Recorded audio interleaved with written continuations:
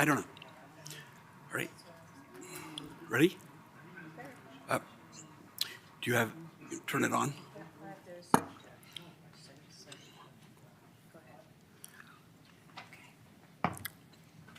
All right. Do you have the Zoom on or no? It's on? Okay.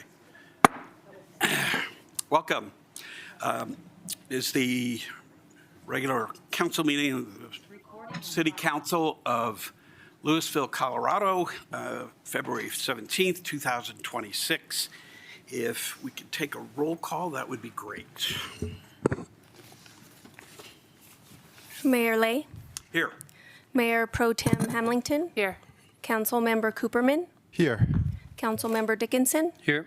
Councilmember Kern, Present. Councilmember Hefner, Here. Councilmember Fahey. Here. Right. If you would, please stand with me and, as able, and say with me the Pledge of Allegiance. I pledge allegiance to the flag of the United States of America and to the republic for which it stands, one nation, under God, indivisible, with liberty and justice for all. Right. First item is approval of the agenda. Do we have a motion? So moved. Second. Any discussion? All in favor? Aye. Aye. Any opposed? Okay. The next item on the agenda is public comments on items not on the agenda and items on the consent agenda. When you participate in this part of the meeting, you've got up to 3 minutes to say what's on your mind, or 6 minutes if you're pooling time with another person in attendance. All opinions are welcome. Please be respectful of each speaker to ensure everyone feels welcome to share their comments. Please refrain from any cheering, clapping, booing, or otherwise disruptive behavior. To be considerate of everybody's time, if your views have been expressed by a previous speaker, we kindly ask that you simply comment that you agree with the previous statements. Finally, the City Council considers written comments that have been previously received with the same weight as the comments that are made in the meeting itself. So if you've already provided written comments, know that they're going to be considered. If you haven't provided written comments and you want to talk, obviously those will be considered too. And you don't have to speak for the full 3 minutes or 6 minutes if you pool time. So and one last thing is, if you want to give public comment, give a little card to the clerk and she'll call your name. And when you do have your name called, come up to the podium, say your name and whether you're a Louisville resident. And these are all items not on the agenda and items on the consent agenda. So if you begin talking about something that's on the agenda, I will kindly stop you and ask you to save those comments for later. We can't respond to those comments either in the meeting because they're not on the agenda, but we're listening, taking notes. So, right, do we have any? Okay, well, that was easy. Next item is consent agenda. Do we have a motion on the consent agenda? Move to approve the consent agenda. Second.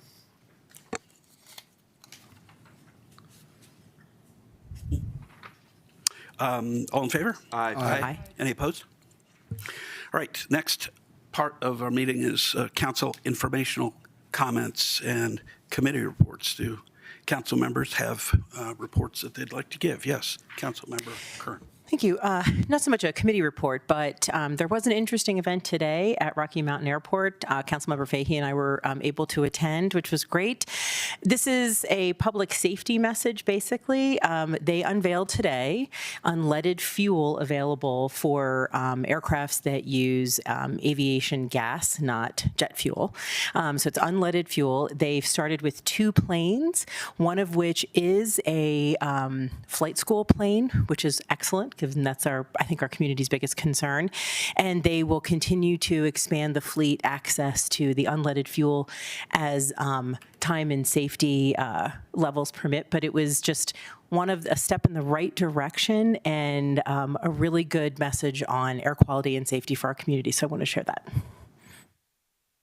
Others?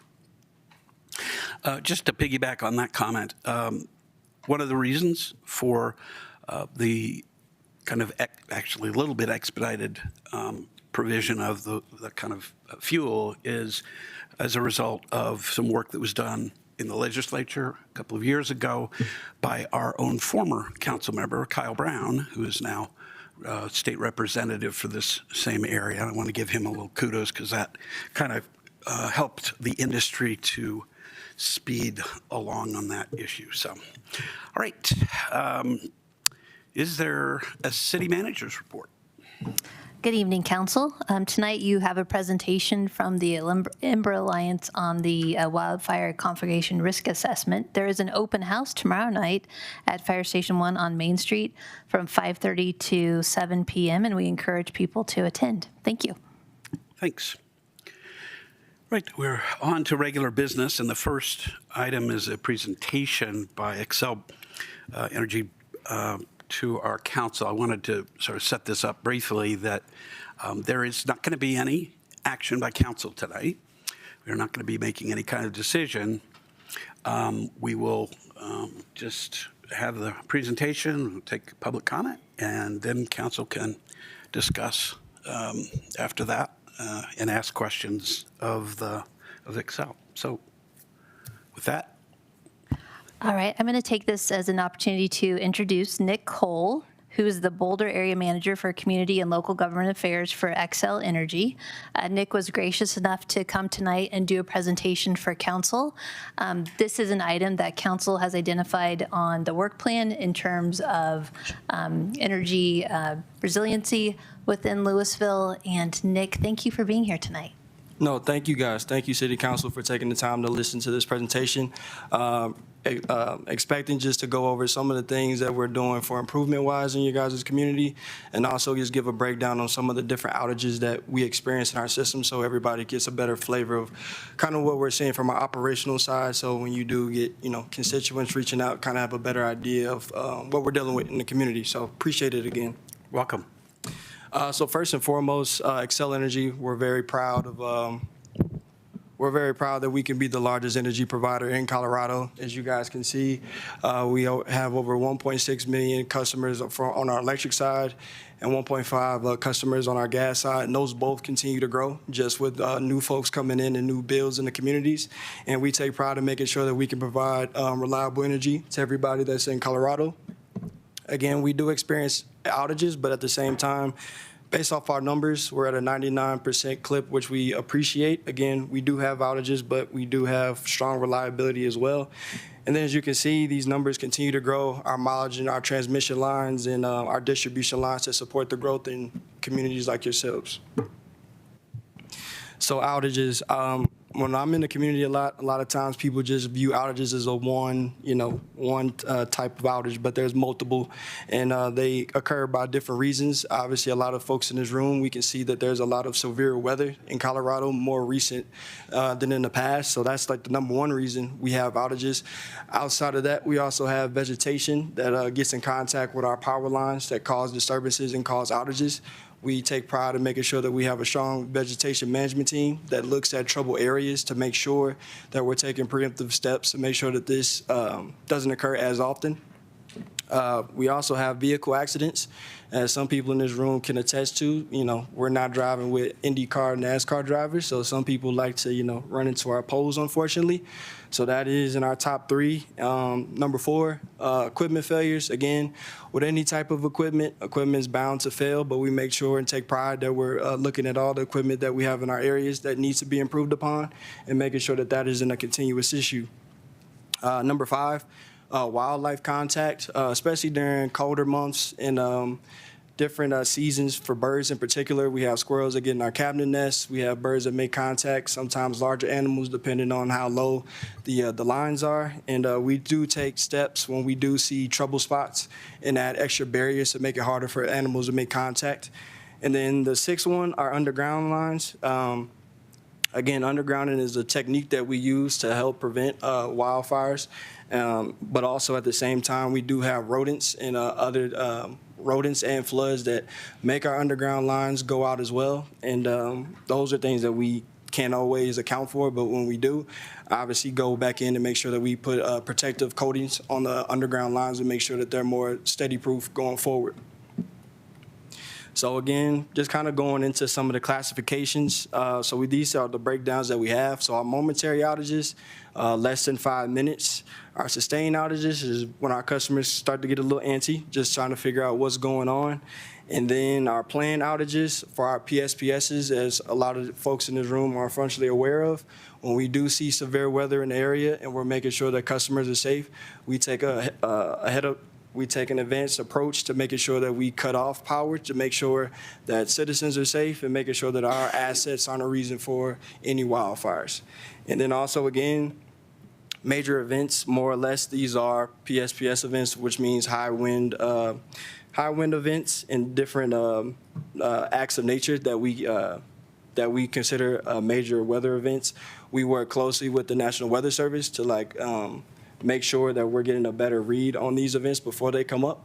But these are the classifications that we have internally when we are diagnosing these outages and going in the field with our crews to make sure that we can address them appropriately.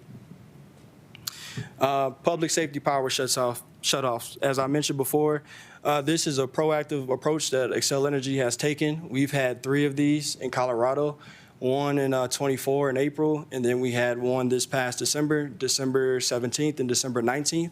Again, this isn't something that we take lightly. We work closely with the National Weather Service, also the Boulder County Emergency Management Group, and we have a lot of different data points that we use before we make this decision. We do understand that when we do have a PSPS, it does disturb day-to-day life, and we do take this very seriously. But at the utmost importance is making sure that we aren't part of the problems when we do have severe weather, and making sure that our customers are safe and not at risk because our assets are on. And the 3 major categories that we're looking at, one is extreme winds. Second is relative low humidity, which can make it easy for burnable fuels to catch on fire. And then also dry fuel. So this is weeds, vegetation on the ground that can catch fire as well. These are the 3 buckets that we use. We also use different technologies and different internal mechanisms to come up with calculations with our meteorology team and our operations team before we make these decisions. But these are the big categories that we use when we're determining if a PSPS is appropriate. So for when we do have to have a PSPS, we do have a agreed upon cadence that we've submitted to the PUC and we've agreed to do. When we do see extreme weather and when we're in that 48 to 72 hour range, our meteorologist team, they give it to us. Our operations team, they give us a breakdown. And then once it's determined that we'll have a PSPS, myself and the rest of my team on our government affairs team, we will start reaching out to local government officials to let them know so they can plan for their cities appropriately. And then once we cascade down to that 24 to 48 hour range, we start letting customers know. So when we're in that 48 to 72 hour range, cities can prepare themselves and put plans in order. So when we do get to the 24 to 48 hour range, city officials are aware of what's going on and we can move along in an orderly fashion. Everybody has information. From the 1 to 4 hour range, letting customers know more targeted areas of where we're going to be and where the outages are. During this last PSPS, we uploaded our updated wildfire PSPS mapping. I will say on the record that we are still building upon that and making it better. We understand during this last PSPS, most of Louisville was out of that. However, we have got feedback that we need to improve in different areas in communication, myself included and whatnot. But these are the targeted timelines that we expect to reach out to individuals and keeping individuals up to date. And again, just with this slide, just want to make it very clear that we do hear the customers, citizens in the community, and making sure that the communication is best as it can be in these situations, because we know how disturbing the PSPSs are for day-to-day life. So some of the tools that we're doing, again, to protect citizens in the community, we have enhanced power line safety settings. This is a technology that we use on some of our power lines. And this technology allows us to put our lines in a setting to where if there's any type of disturbance, whether that's animal contact, vegetation, our power lines will de-energize temporarily, and then they will try to re-energize. If you could think of a line and you could think of two clips, our enhanced power safety settings, it essentially unclips half of the power line to allow one side of the power to continue and the other side to de-energize. And if, for whatever reason, if there's still contact to the line will stay de-energized, and then that's when we'll have crews inspect the line. When we are in EPSS settings, we do send out crews to inspect the line. Most of the time when we are in enhanced power line safety settings, these are red flag days for the most part. That's not always a correlation, but a lot of times when it is a red flag day, we do have EPSS settings on just to make sure that there's not anything that's causing any disturbance to our lines that can cause an ignition. And again, to compare, just so everybody's on the same page, our enhanced power line safety settings is just a setting that we use preemptively when we do potentially see red flag days or extreme weather, but that does not mean that the power will go off. The power might go off if there's contact to the line, but it will try to re-energize itself in a 15-minute span. And if there is still contact, the line won't re-energize, and then that is when we have to send crews. And sometimes in these instances, we get customers who say, well, the sky was clear, what took so long? It takes a while, unfortunately, to get crews to inspect the line. Sometimes we could look at the line, or we have to go to the feeder, or sometimes we have to go all the way to the substation. It just depends on the situation. So that sometimes delays the restoration of power. Public safety power shutoff is what we do ahead of time, and it's communicated to the citizens and communities. So this is planned outage. So enhanced power safety settings is a setting that we use. Does not mean that the power will go off. Public power safety shutoff, the power is planned to go off to protect customers during major weather events. And again, this slide, just high level, I always like to tell folks, being prepared for outages will be different for everybody in this room. What I need in my family is going to be different from what you need in your family. So again, Xcel, we take pride in making sure that we provide reliable energy. But again, outages do happen just based off of what I showed you folks on the first slide with the 6 ways we have our top outages. And again, whether that's having medical kits, if you do have medical needs, making sure that you have potentially some backup, making sure that you have emergency contacts down for small children or people that you need to get in contact with, depending on your situation. So again, preparing for outages will look different for everybody, but the biggest thing that is universal for everyone is making sure that you have your updated contacts on your Xcel My account. So we do have a lot of customers that move, change cell phone numbers, change emails, and making sure that you have your updated email, your updated cell phone is going to be the best way that we can communicate to you if we're going to have a PSPS or when we're in your areas, and so you can stay up to date on what's going on in the community. So getting more into specifics about what we're doing in Louisville. So from wildfire investments, last year the PUC approved us to get $1.9 billion to go with our wildfire improvement work that we're doing in the area. Louisville benefits from all this, from our pole remediation programs, our enhanced power line safety centers, like I mentioned. We also have our vegetation management team that patrols this area in all of Boulder County. And then again, going into our mapping. Mapping is also included in this, making sure that we're getting more high-resolution mapping with our GIS team and more in-depth communications. And getting more granular, December 15th of last year, the PUC approved our distribution system plan. Overall, it's $1.3 billion between 2026 and 28. In Louisville specifically, we'll be building a brand new transformer that will be added in the community sometime in 2027. We'll also be adding 2 new additional feeders. We will be expanding one of the feeders serving the main substation serving the city. And we will be doing a phase balancing to support reclosures in the area.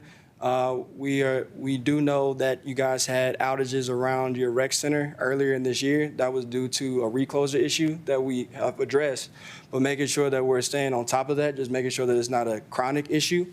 So that is also something that we've added in as of late. And then we also are doing other additional scoping projects. And again, the scoping of these projects are just high-level operational things that they're looking at.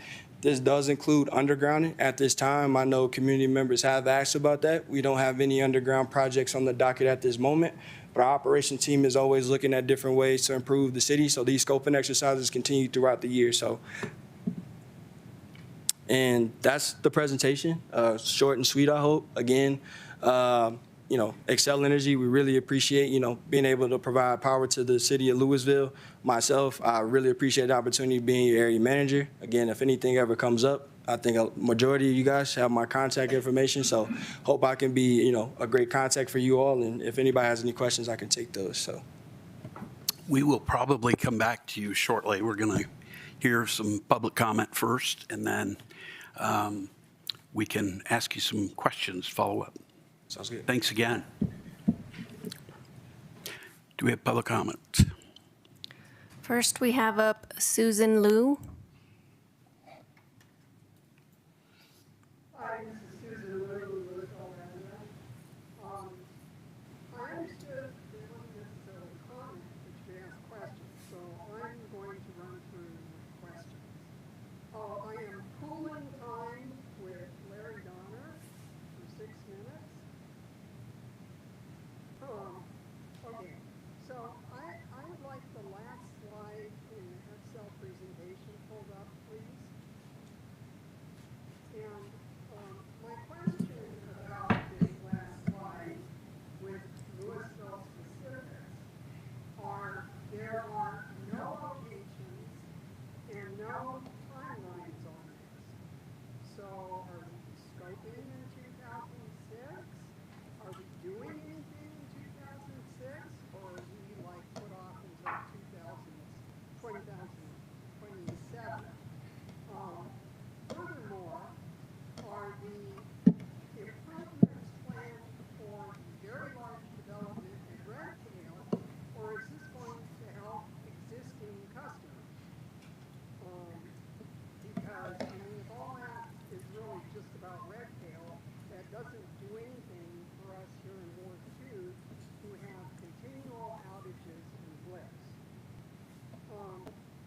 With regard to undergrounding the lines, it seems to me that we have $3 million plus in the bank with Xcel. And are we getting any proposals anytime soon for how to use that $3 million? It doesn't necessarily have to be undergrounding, but we need some concrete proposals for that. I would like it if when I've got blips and outages, that Xcel would tell me, oh, yeah, we had a squirrel eat the line, or, somebody ran into a pole. I would like a reason on why we have blips and outages. And I know when we have blips, because I have an oxygen concentrator, and when we get a blip or an outage, my concentrator goes crazy with its alarm. So, we just had a blip, I think it was Monday morning, at like 1 o'clock in the morning, and my alarm went off and woke me up. We still don't have an answer to whether Xcel can service the net zero capacity that we're bringing online with new residences. Is that my 3 minutes or my 6? Okay.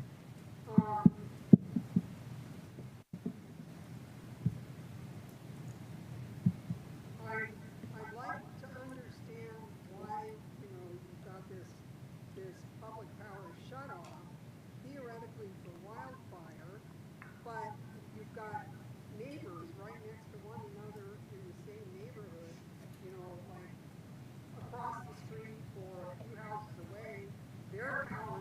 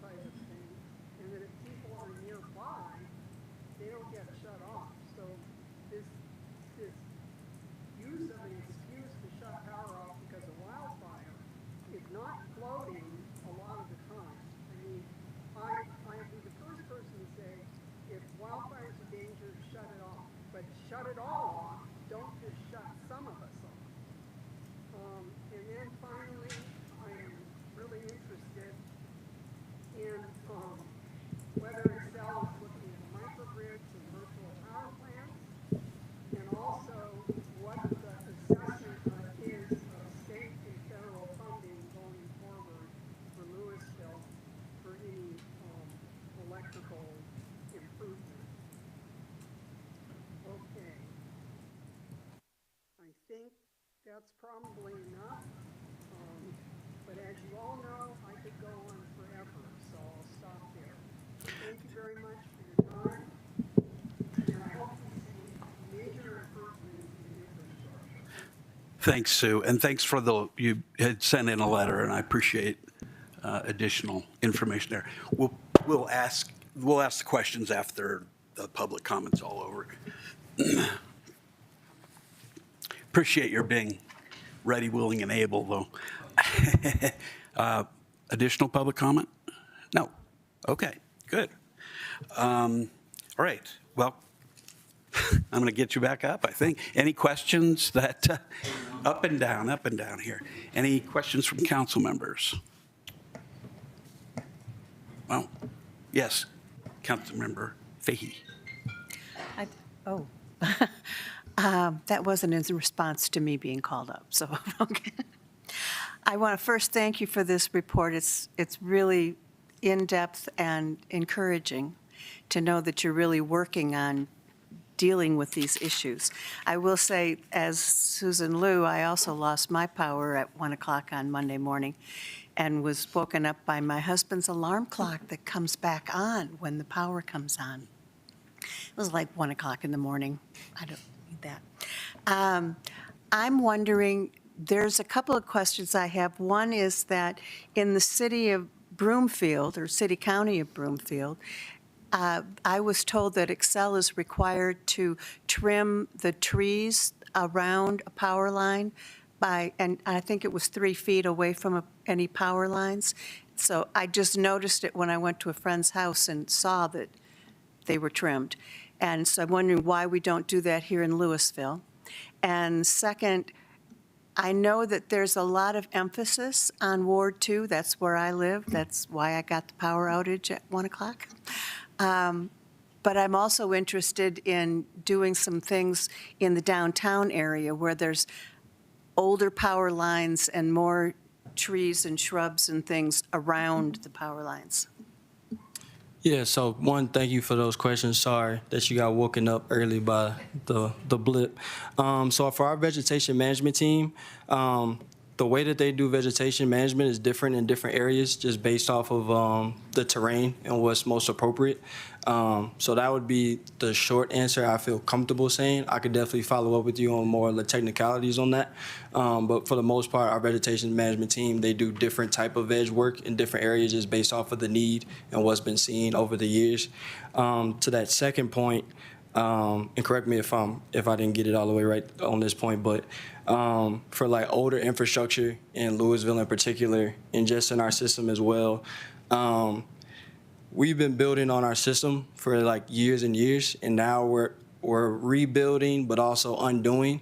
So to the lady who was asking questions about, why is my neighbor's power back on?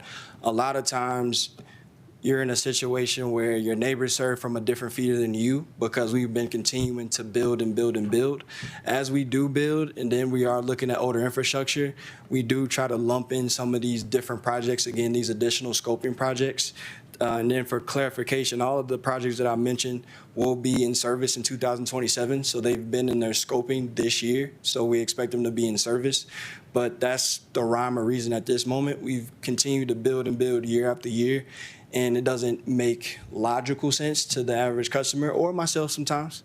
But as we do these, restoration projects and adding different things, our operation team goes in to make sure that our grid looks cleaner as we go along. So that's the reason why sometimes you might have your neighbor up the street has power and you don't. And it's like, well, we're served off the same feeder. It's like, you're actually not, because your neighbor's house might have been built before yours, or your house is newer. And again, nobody's power should be off. Everybody pays their bills. So when you pay for something, you expect to have that service, and we totally understand. And this is something that our operations team is doing with these additional scoping exercises that they do. So no worries. Other council members? Yes. Mr. Cooper. Great. Thanks for your presentation. Before I ask a couple questions, I just want to say that I really appreciate all of Excel's work towards greening its grid. as well as the electrification and efficiency rebates that you offer. So wanted to ask a little bit more about outages in Louisville. I don't know, can you give us or any, so, from the feedback we've received, it seems like, there's been a history of outages primarily on the west side of Louisville, more than just these recent recloser issues. And I'm wondering, do you have any more information about, why there are more frequent outages on the west side? Is there some particular reason that there have been more outages on the west side in the past number of years? Can you say any more to that? Yeah, so I've been in this role for a year and a half, and since I've been in the role in Boulder County, in particular Louisville, one, as of recent, we had the recloser issue. So one of our reclosers wasn't properly phasing correctly, which caused outages. And then once we did switch over that load to another feeder, that also caused another outage because the feeder couldn't handle the extra load. I will say for Boulder County in particular, just with some of the high winds that has attributed to some of the outages that we've had, just making strong contact with our power lines. Again, a lot of different outages we have are varied, but to what I know today that I can speak on is one, we definitely had a recloser issue that we were able to correct earlier in the year. And just with the, shouldn't say extreme wind, but a lot of wind and animal contact has been the big thing that I've seen in the last year and a half being the Boulder County manager. Again, I know people don't like to hear that, but birds and squirrels, they like our cabinet banks. So we don't plan for that all the time. Again, for city council, I can definitely reach out to our area engineer just to get a better scope. But since I've been in this role, most of the outages have been due to things that we necessarily can't control. Right. But the phasing issue and the recloser issue was the most recent that we were able to correct, and that's something that we are going to stay looking at for a while just to make sure that that's not a reoccurring issue. So, okay. So then one other question. As was alluded to in the public comments, right, we're expecting to have a whole bunch of development going on at Red Tail Ridge. And the city is also sort of wrapping up its comprehensive planning process. And with that, we're looking at probably a good deal of residential development as well. And so I'm wondering if you could comment about, sort of Excel's capacity to serve that development in Louisville. And then also sort of specifically if some of the stuff on the slide here is particularly targeted to any planned or future development, or if it's more general than that. Yeah. So Xcel Energy, we don't reserve power. These are all to increase capacity and reliability.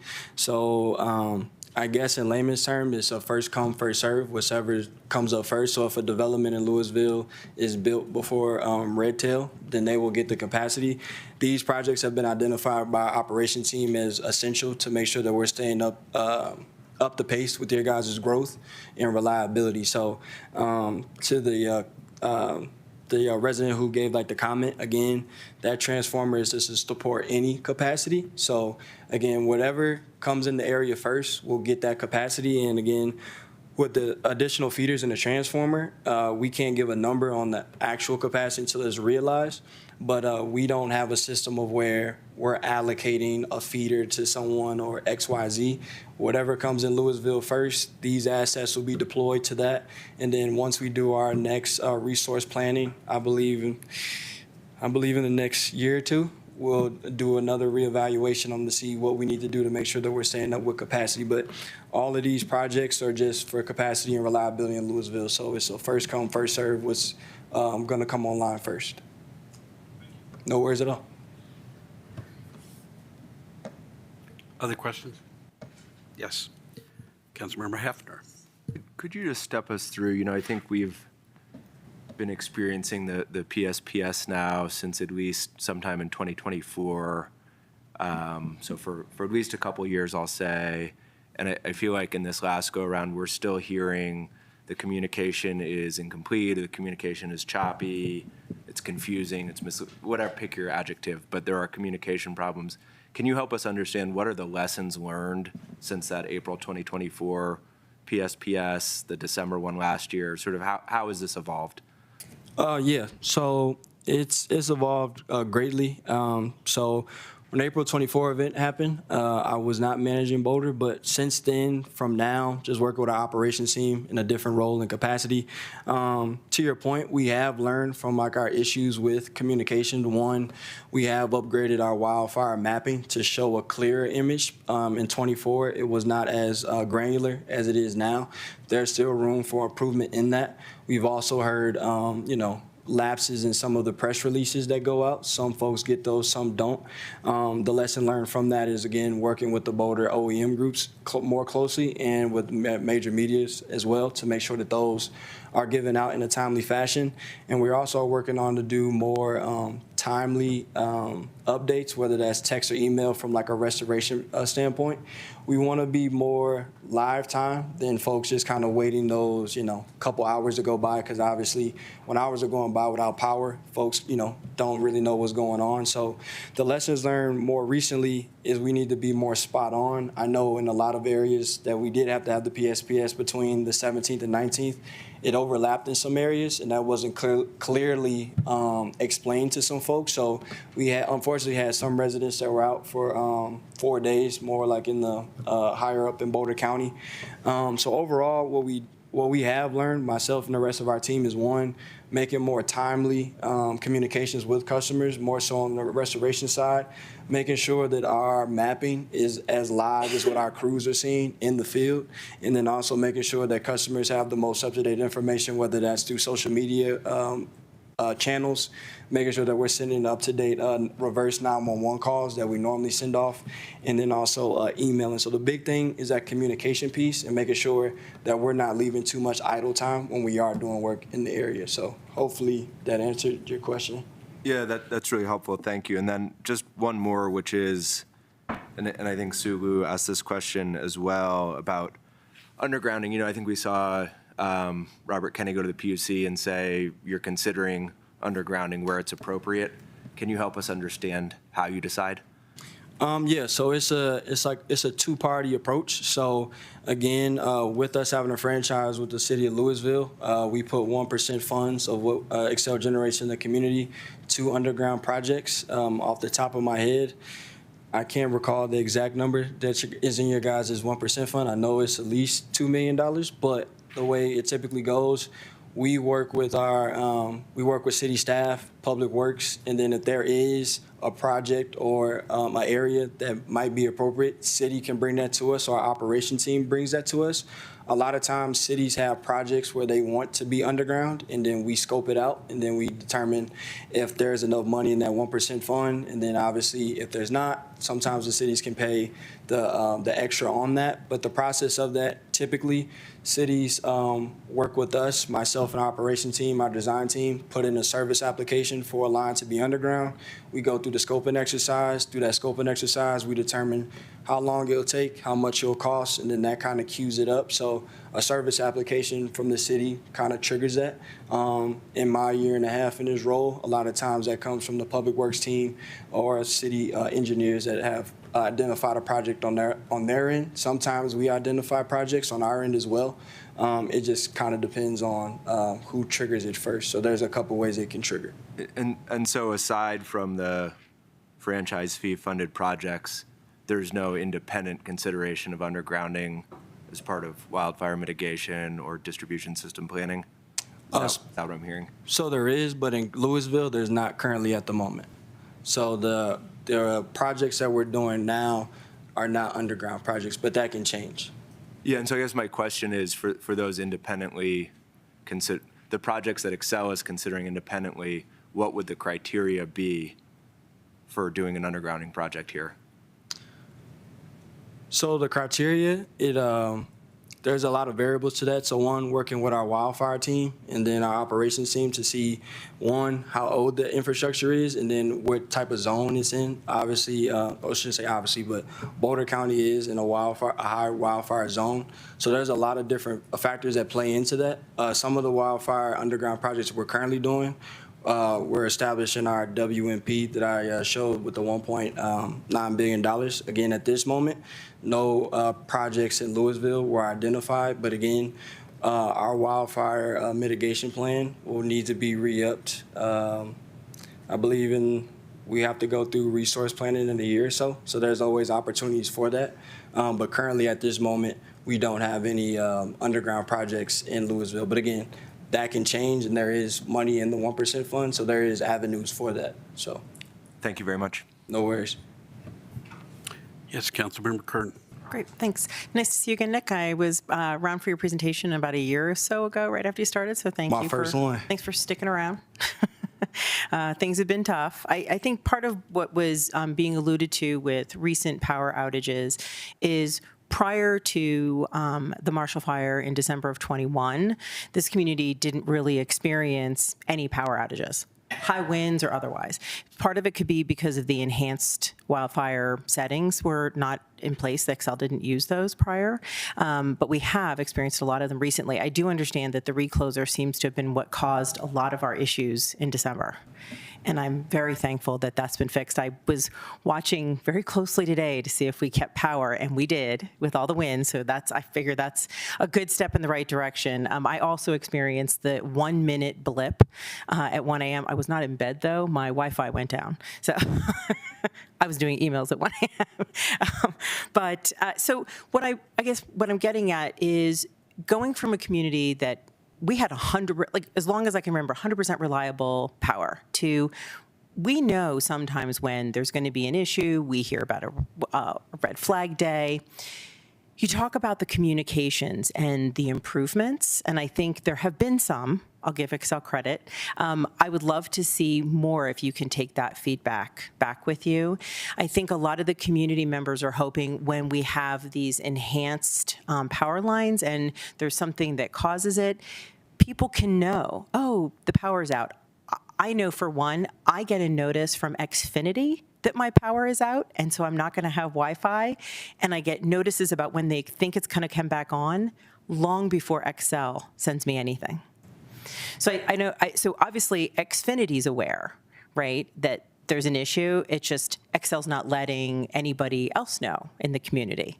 So those are the kind of things that I think what we're hearing about from, you heard from one of the residents, in helping us to feel more confident in Xcel's ability to get the power back on, or for families who do have medical issues and maybe need to get a hotel if you think it's going to be out overnight. That's the kind of thing that we hear a lot about. People are just in it. I'll use the pun, they're in the dark. So, and we would like to maybe shed a little light, even informationally, if we can, on these. Yeah, so one, thank you. So from that granular standpoint, so we do try to put restoration times on our outage map when folks look at it. I will say when our crews do go out, obviously on our system, we see that there's an outage and our crews go out to the scene. We do understand that our restoration times aren't as accurate as other folks. I guess a rhyme or reason that I can give to you guys today, we do see an outage, but our crews don't know what that actually caused outage until they get there. And then depending on what damage actually happened or what they have to look at again, whether they have to look at the feeder, go to the transformer, or have to go to the substation, just depends. Again, that's not an excuse that we can't be better, and that's something that we have taken out of the PSPS, trying to show that information. I do know, some customers do want to know why I had the outage. At this time, I can't speak on how granular we'll ever be able to get with that, just by the various of reasons of why we have outages. But I do know from the communication standpoint, PSPS aside, but including that, we do want to make sure that customers feel like they are in the loop on those different type of things. Obviously, I'm talking to more stakeholders like yourselves and not every single customer. So working with our customer care team to make sure that those messages are more automated and, accurate, because we do have times where, the outage map might say you had your outage at 3 o'clock and it says it's going to come on at 5. It's 5:30 and the power's still not on. So, and that kind of goes back to being more timely in real lifetime, working with our crews and just getting an idea of what they're actually seeing in real life. And again, I can't give a timeline on that, but I definitely know that this is feedback that we have taken from the PSPS. And then in general, into your earlier question about outages increasing, there's a couple things with that. So, enhanced power line safety settings is one thing. So in the past, if a tree or if a squirrel or, anything on the switch cabinet, the power would just stay on, right, wrong, or indifferent. Now that causes an outage. And again, our team is always tweaking the settings in different areas to make them, less sensitive to certain disturbances. So that's definitely one reason why outages are more occurrent, just based off of, in the past, contact that potentially could have caused harm to the line, the power just stayed on. Now we're taking a more, preemptive approach to make sure that, whatever is making contact with the line isn't damaging it. So it's something that we're still trying to learn how to balance to, one, not cause disturbances, whether it's major or minor. And then also, too, the landscape that we're in is different now, just with these weather events. I haven't been a Colorado resident my whole life. But, since I've been here and talking to residents, the weather has been more aggressive than in the past. There's always been high winds, but again, just with our enhanced power line safety settings and our more attentiveness of, our assets in the area, trying to make sure that we don't cause any issues in the community, I think that pot of, items has caused different outages. But with that being said, that's not like a out for us to have more frequent outages. Again, from the enhanced power line safety settings, our operations team does have the ability to control the type of disturbances that de-energize the lines, and we're also adding sectionalized devices to our power lines. So, for instance, in the past, if a line had something that was disturbing it, you might have had a mile of folks out. Now we're trying to get more granular to maybe half a mile and get it more shortened and shortened. And this is, I don't have the numbers for you today, but we're doing this across all of our service territory. And these devices just kind of help cut down the outage area. And this also does go into the PSPS as well, to just make sure that we are only cutting off assets that are actually in jeopardy. And, making sure that we keep as many customers on as possible. So I definitely will take that feedback to our comms team and obviously our community relations teams as well and operations, and pass that message along. But we definitely hear you. So. Thank you. One last question. So this is referencing the $1.9 billion in the wildfire investment improvements, and you were mentioning undergrounding is not part of the plan right now for Louisville. But does that, when you say not Louisville, does that also mean like lines that come out of Boulder into Louisville are not, or perhaps those are part of the plan? So that's actually a good question. So we do have assets that run through Louisville from Boulder and other cities in Boulder County, and we are undergrounding those lines because they do serve a large territory. At this point, I can't give you the feeders that actually go into this area, but we do have feeders that don't necessarily live in Louisville that are underground through the wildfire mitigation plan. So I guess I would like to leave City Council with, just because we don't have lines that are quote unquote in Louisville, our substations and our lines, they feed out to other areas and substations that do serve Louisville's part of it. So again, when constituents do come up and say, hey, why do we not have underground lines? That, from a city standpoint, I can understand that, but from a county-wide standpoint, in Boulder specifically, we do have underground projects that, again, our system is tied in. So all of that does support wildfire protection in the community. And again, our wildfire plan, I believe we have to start looking at a different one in the next couple of years. So there's also always opportunity for that. And you guys do have funds in your 1% fund. So again, a service application is all that's needed to start that. And again, our team is always looking at different projects. So definitely don't want to leave anybody with the idea that that's not an option, because it definitely is possible. It just isn't on the docket at this moment. So Thank you. no worries at all.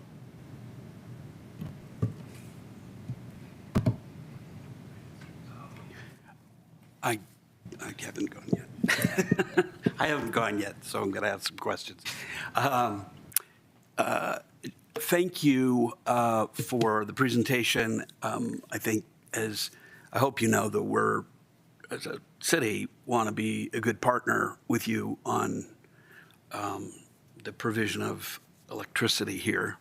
And I appreciate your coming and meeting with us. I may be, I don't know whether I speak for everybody, but I've got to say that the PSPS that happened on the December 17th was just textbook in my view. We got a lot. I got a whole bunch of notices or emails and texts, and there was information that came through Xfinity as well. I think everybody was really clear on why this was happening. When it was over and so forth. I think the one that occurred 2 days later, not so much, and I won't belabor that, but I wanted to hit two things. One on the communications. My understanding from a meeting that I went to with some mayors is that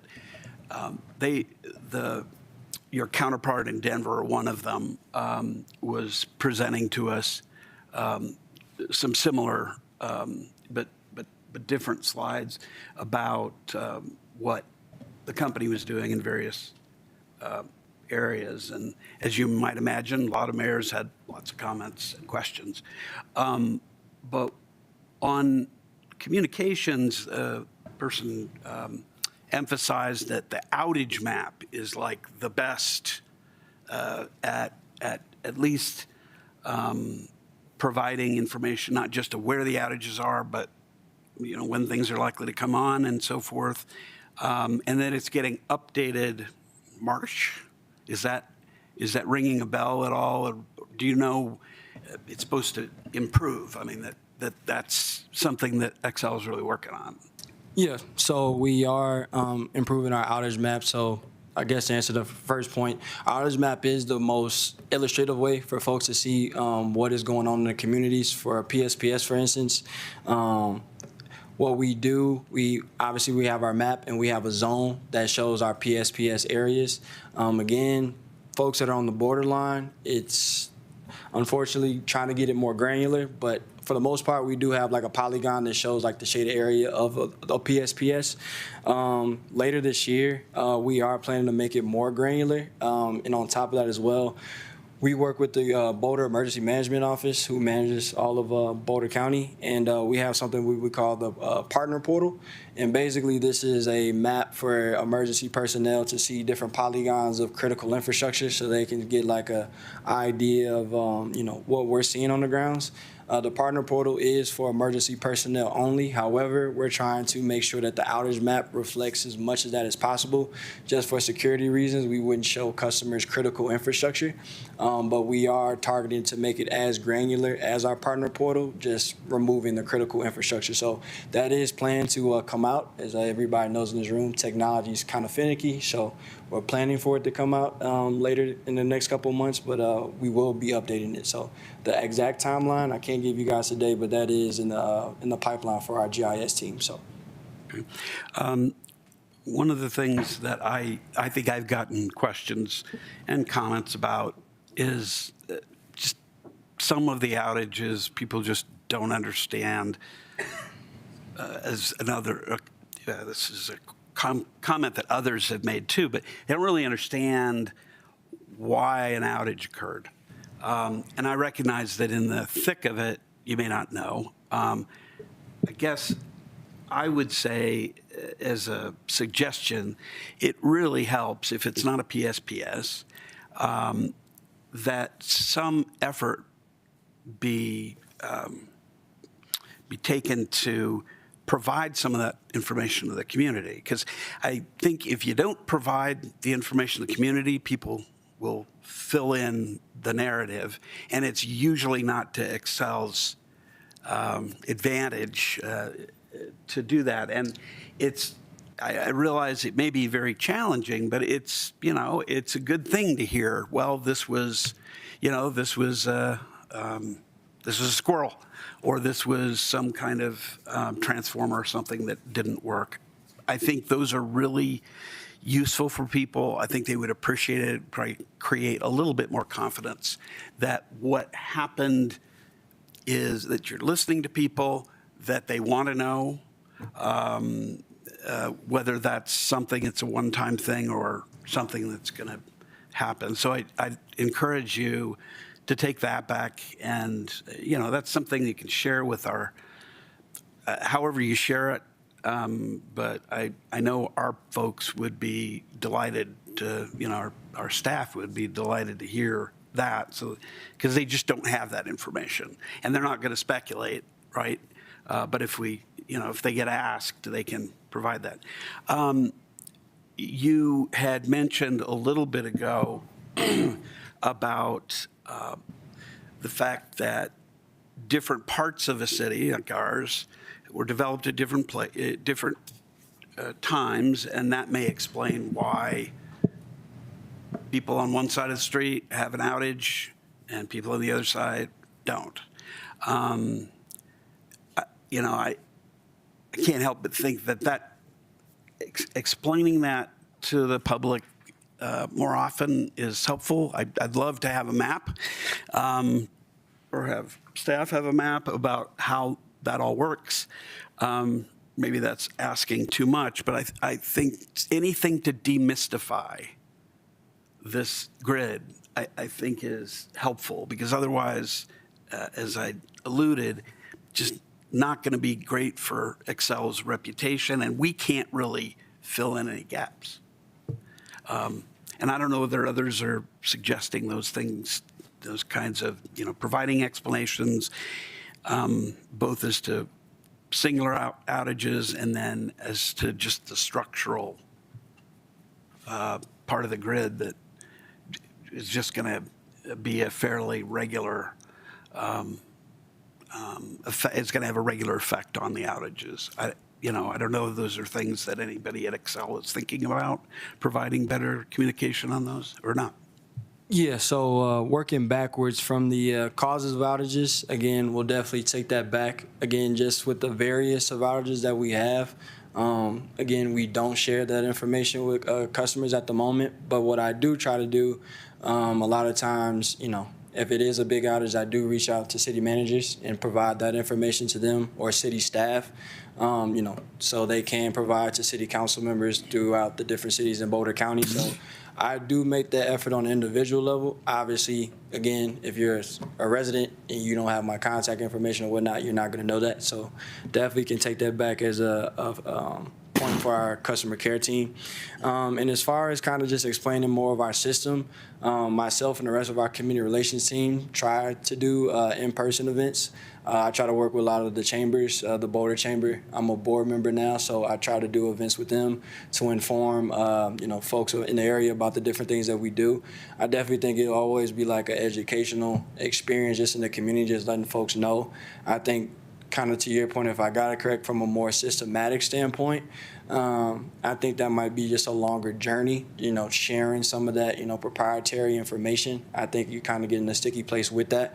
But at this moment, between myself and the rest of my teammates on our government affairs team, we try to do in-person events and explain in different areas as based off of the terrain, how the system is, in the most layman terms as possible. But that's definitely some feedback I'll take back. But again, if there's ever any, opportunity that City Council wants me to present anything, I'm always open and willing. Sam and Diana know that, so always here for you guys in any capacity Xcel related. So, thanks. The last question I had is, I remember for some reason that the $1.9 billion proposed investments that went through PUC included the 50 miles of undergrounding. So that was kind of an aggregate number that I thought had been thrown out. Is that kind of an approximation of how much undergrounding that Xcel is planning to do based on this new program? On the spot, I'm going to say that's an approximation. I'll say in Boulder County in particular, we at least have 3 underground feeder projects that are going on. And again, which of those feeders actually drive into Louisville? I won't lie to you guys, I can't say off the top of my head, but a lot of the numbers that we do have in our wildfire mitigation plan are estimates, because obviously once we submitted it to the PUC, these were things that we scoped out. And then once we get in the field, that might change, might go up a little bit, might go down. So more or less estimates. But for Boulder County particularly, I definitely can speak on 3 underground projects that serve a large chunk of the county. And you guys are almost basically in the middle of the county. So, yeah, I would say more of that would be estimates that I can speak on today. So, how many of those 50 miles are in Boulder County right now? Off the top of my head, I couldn't tell you, but those 3 feeders that I mentioned, they predominantly are closer in Boulder, but they serve a large chunk of the county. So, yeah, I mean, I could definitely circle back with you on that. But as far as the mileage goes, I'm not privy to that. And I do believe at this moment, for all 3 of those feeders, they're still in scope. So that actual exact mileage is still to be determined just based off of the path that these underground feeders will eventually take going into 27. So. Yeah, and because I do appreciate that you have priority areas for these things. I just am interested in, broadly speaking, we're in Boulder County and we're more likely to see a benefit of that. And I'm just interested in kind of how much, roughly might be here. So it'd be nice if you could follow up on that, that'd be great. Yeah, we need to get moved on. So you can, yeah. First, I want to say on the single home that still had power when everybody else was out, I know that there are a couple of homes in my neighborhood that have rebuilt that are all electric, and they have generators and battery backup. So they had power on because they were producing their own. So that could be one reason why a house was still lit when all the neighbors were out.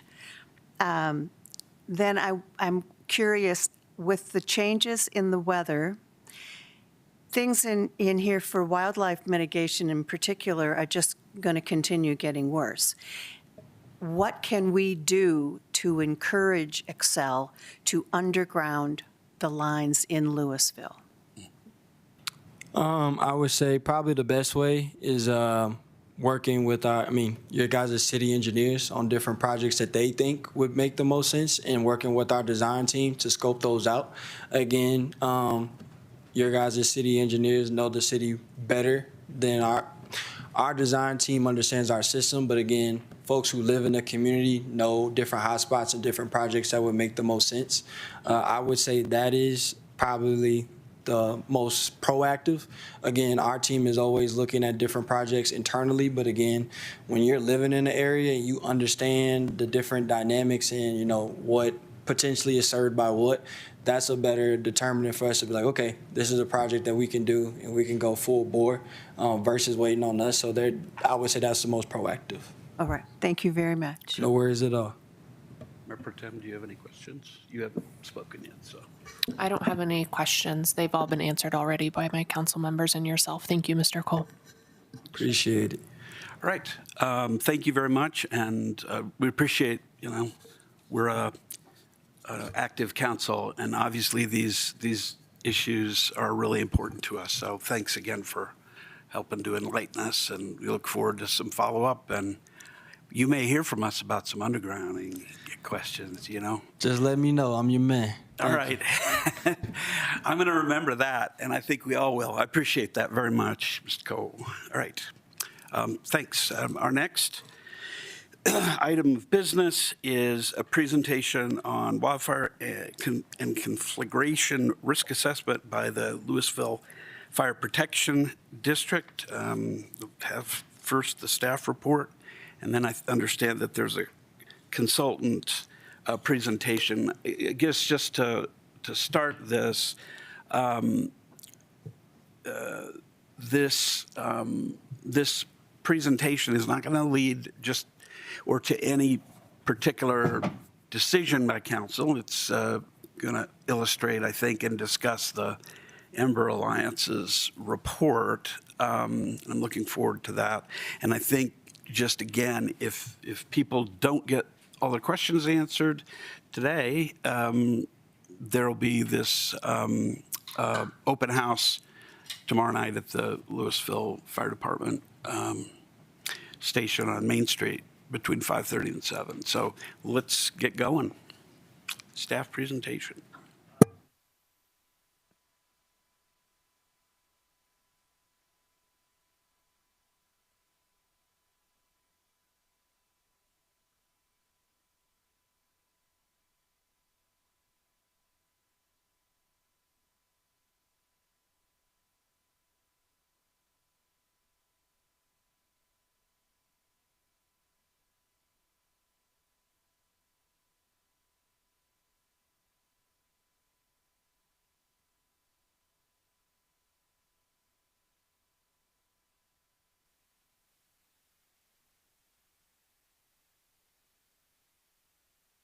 Is that microphone on?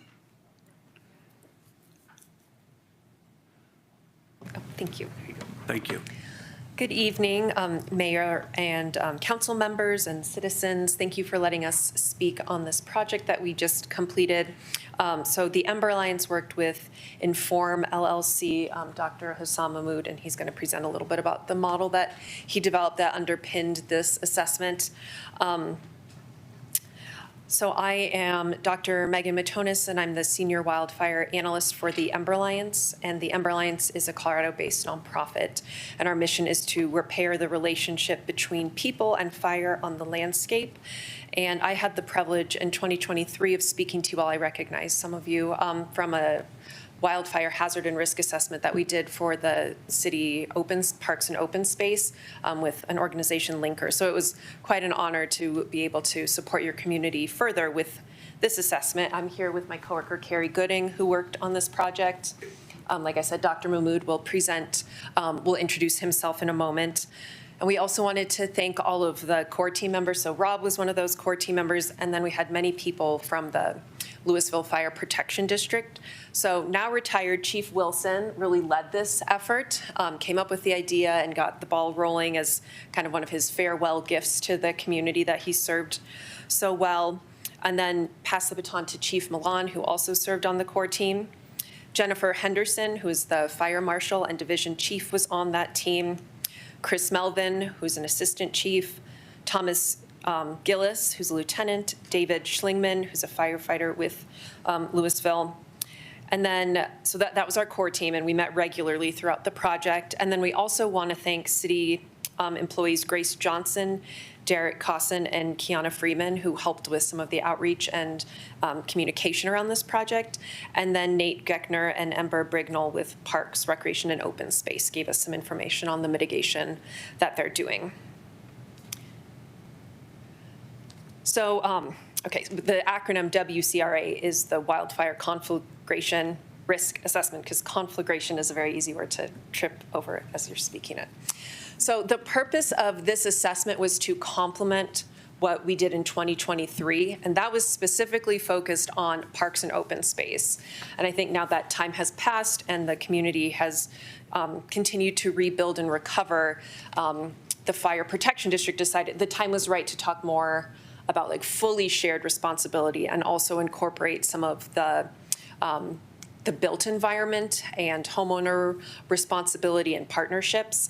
So this report references the 2023 assessment that was done specifically for public lands quite a lot.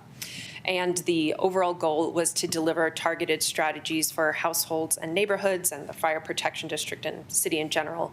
And the full report is available. That yellow is very hard to see, but it's on the Louisville Fire website. So like I said, the purpose of this project was to really focus on shared risk and shared responsibilities. I think it was really admirable in 2023 that Parks and Open Space were like, we just want to focus on our role and what we can do to support the citizens. And now is, the time to more holistically think like there's a lot of different people who play an important role to achieve the primary objective of reducing risk of home loss. So that includes people who are involved in preparedness and suppression response and homeowners and business owners and Excel and other partners. It's a large ecosystem of people involved in wildfire mitigation.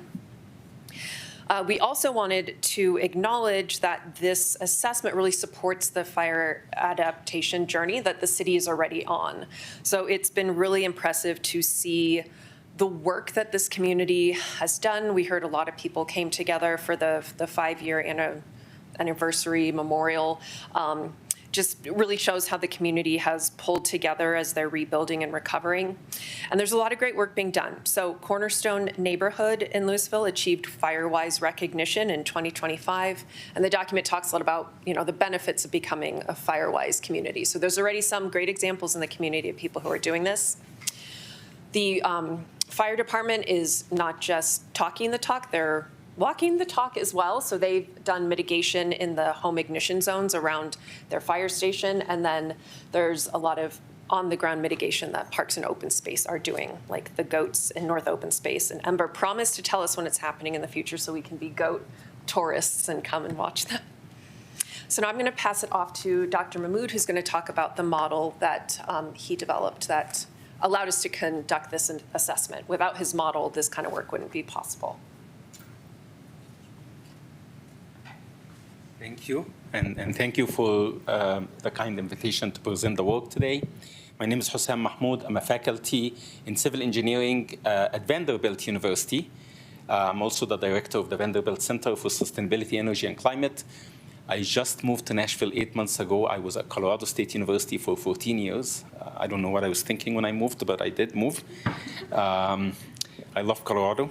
And here I am back to present some of the work that we've done. We started to look at the problem of urban conflagration about 10 years ago. Back then, of course, there was a lot of historical fire events that will continue to challenge us until today. The idea of urban conflagration is essentially a fire that goes from the wildland into the wildland-urban interface, and sometimes in even more urban cities where there's lesser vegetation and essentially plows through and burns vegetation and buildings. So the question is, how can we actually model this phenomenon? Can we predict what the fire would look like or what it would do? We developed a model called the Agni-Nar model, and the Agni-Nar model essentially looks at the problem from a different perspective than what has been embraced in the past. Essentially, buildings and vegetation act as a network. And every community has a different network that represents the community. So the setting of the vegetation and the buildings within any community is not going to look the same.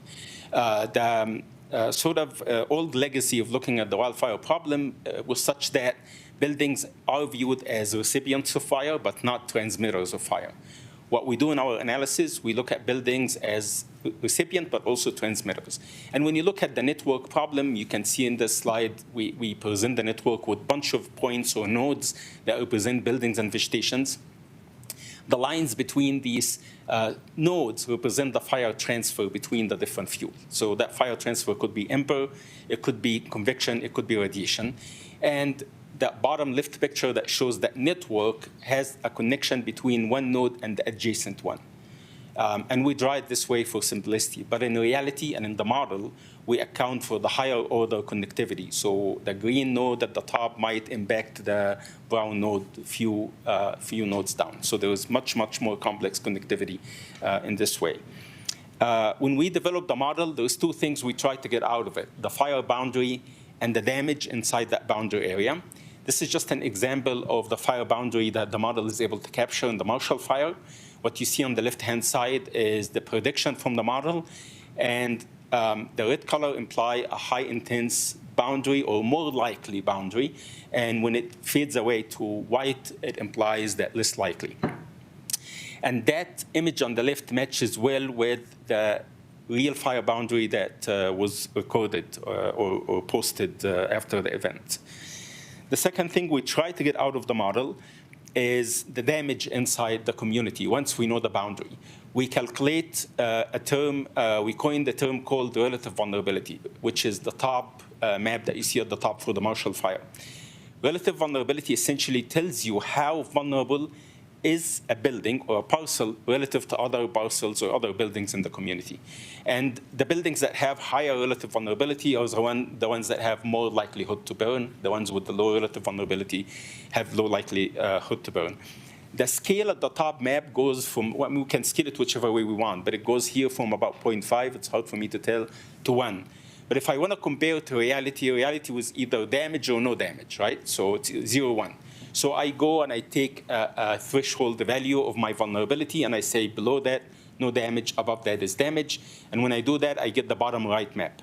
If you compare the bottom right map to the left map, the accuracy is about, in terms of damage, is about 74%, which is pretty high.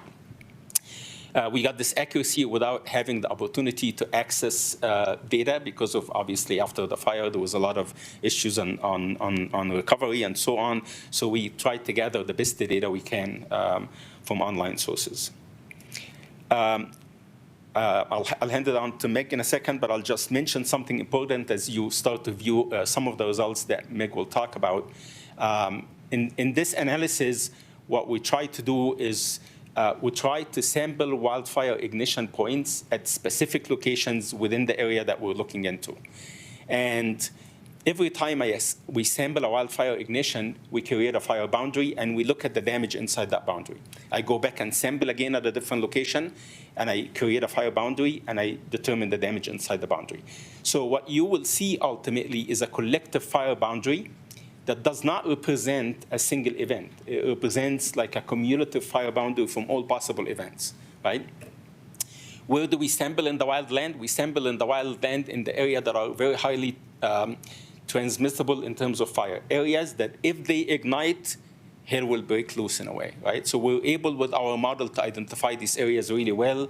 We mapped these areas against historical data for many communities across the country, and we're getting really good data. So when we sample in the open vegetation area or the wildland, we know that we're sampling at the right location to create the fire boundary and the damage. I will just pass it to Meg, but I'll just say our model is the only model in the whole world that can determine damage to the built environment at a single building level. There's no other models out there. We're working with about 45 communities across the country, so it's scaling up quickly, and I'll be happy to answer any questions at the end. And I wanted to acknowledge I caught a typo. I did the PowerPoint, so it's not Dr. Mahmood's fault that model was spelled medal, but I'm really into the Olympics, so I think I was probably getting medal and model confused in my head. Okay, so there were a lot of great results that came out of this complex effort, the modeling effort that Dr. Mahmood did, and we distilled it into 5 key findings. So the report goes into details for each of these. So we'll give you, a little bit of teasers for these 5 key findings, and then hopefully that'll inspire you to look for more detail in the report. The first key finding, wind is key in fire behavior. That is no surprise, but the results really did demonstrate how the wind speed and then also wind direction can really impact where in the city there could be higher vulnerability to structures. Overall, when you look in this cumulative fire zone, depending on where there's an ignition, there's a lot of parts of Louisville that could experience a conflagration, not just areas that were impacted by the Marshall Fire. Home ignition zone mitigation is really important, and Dr. Mahmood's model allows you to explore if more people did more home ignition zone mitigation, how could that impact fire spread and vulnerability? And it shows more people doing some work is more important than just a few people doing all of the work. And that's a key finding specific to the city of Louisville. Like a power of his model is that it takes the location of the buildings in this community and the structure that they are built out of to develop that network. So what this model found for you might not be the case for the city of Superior. So this was done specifically for you. A really exciting result is that the public land management that Parks, Recreation, and Open Space is doing is helping reduce vulnerability. They did not pay for this report. So we were just really impressed that that really did come through as what they're doing is working. But then there is more vegetation mitigation that can be done. And if it's targeted in high-risk areas, you'll have a better return on investment than just treating any vegetation. So the results in the document focus a lot on saying areas, structures with high vulnerability or low vulnerability. So that's like Dr. Mahmood was talking about a cutoff, so vulnerability being continuous data, and then we pick a cutoff. So here we're showing percent of structures with high vulnerability, meaning if fire reaches them, they have a higher likelihood of igniting and being impacted. So when you have lower wind speeds, so 45 mile per hour winds, which is still a pretty strong wind, there's about 30 to 40% of structures that have that high vulnerability. But then when you have winds that are 85 miles per hour, it's a vast majority of structures. So the map of, I'll show you the map of that in a moment. There's a lot of red, meaning a lot of high vulnerability under really high winds, and 85 miles per hour is not, that's similar to what was experienced, even sustained winds during the Marshall Fire. Also important to know is that, while wind is key and important in dictating fire behavior, how fire spreads, and which homes could be ignited, it's just one of the factors. So the arrangement of buildings, what the homes are built out of, vegetation type and distribution, topography, fuel moisture, and other factors also contribute to fire behavior and structure vulnerability. And the model that we used for this takes into account all of those. That also makes it hard to say, like, this one specific home, why is this home red and this one blue? Because there's all of these network effects. But there were some overarching reasons we were able to identify higher vulnerability in different areas. So the widespread risk of potential home loss during conflagration, you'll see maps like this throughout the document. Really important to note, this is showing that cumulative fire zone. So this isn't saying if there was one ignition that all of these homes are the ones that could be impacted by fire. It's just all of these homes, if there was an ignition that reached those areas, have a high potential for ignition. And like Dr. Mahmood said, where he simulated these ignitions are areas where there could be a potential for spread. So it wasn't like an ignition being dropped on the tennis court. You know, it would focus on areas where you could have spread that could then impact homes. So we see here under baseline conditions, which is we're assuming no ongoing mitigation on public lands because then we wanted to model the impact of that.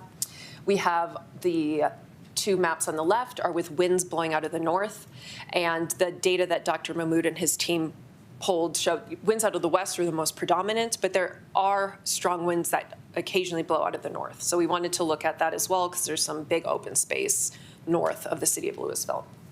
The two on the right are winds blowing out of the west, and then the upper are the 45-mile-per-hour winds, bottom are 85. So some of the key patterns in where there's these areas with higher structure vulnerability is structures that are on the edges of large tracts of vegetation, so open space or also ag land.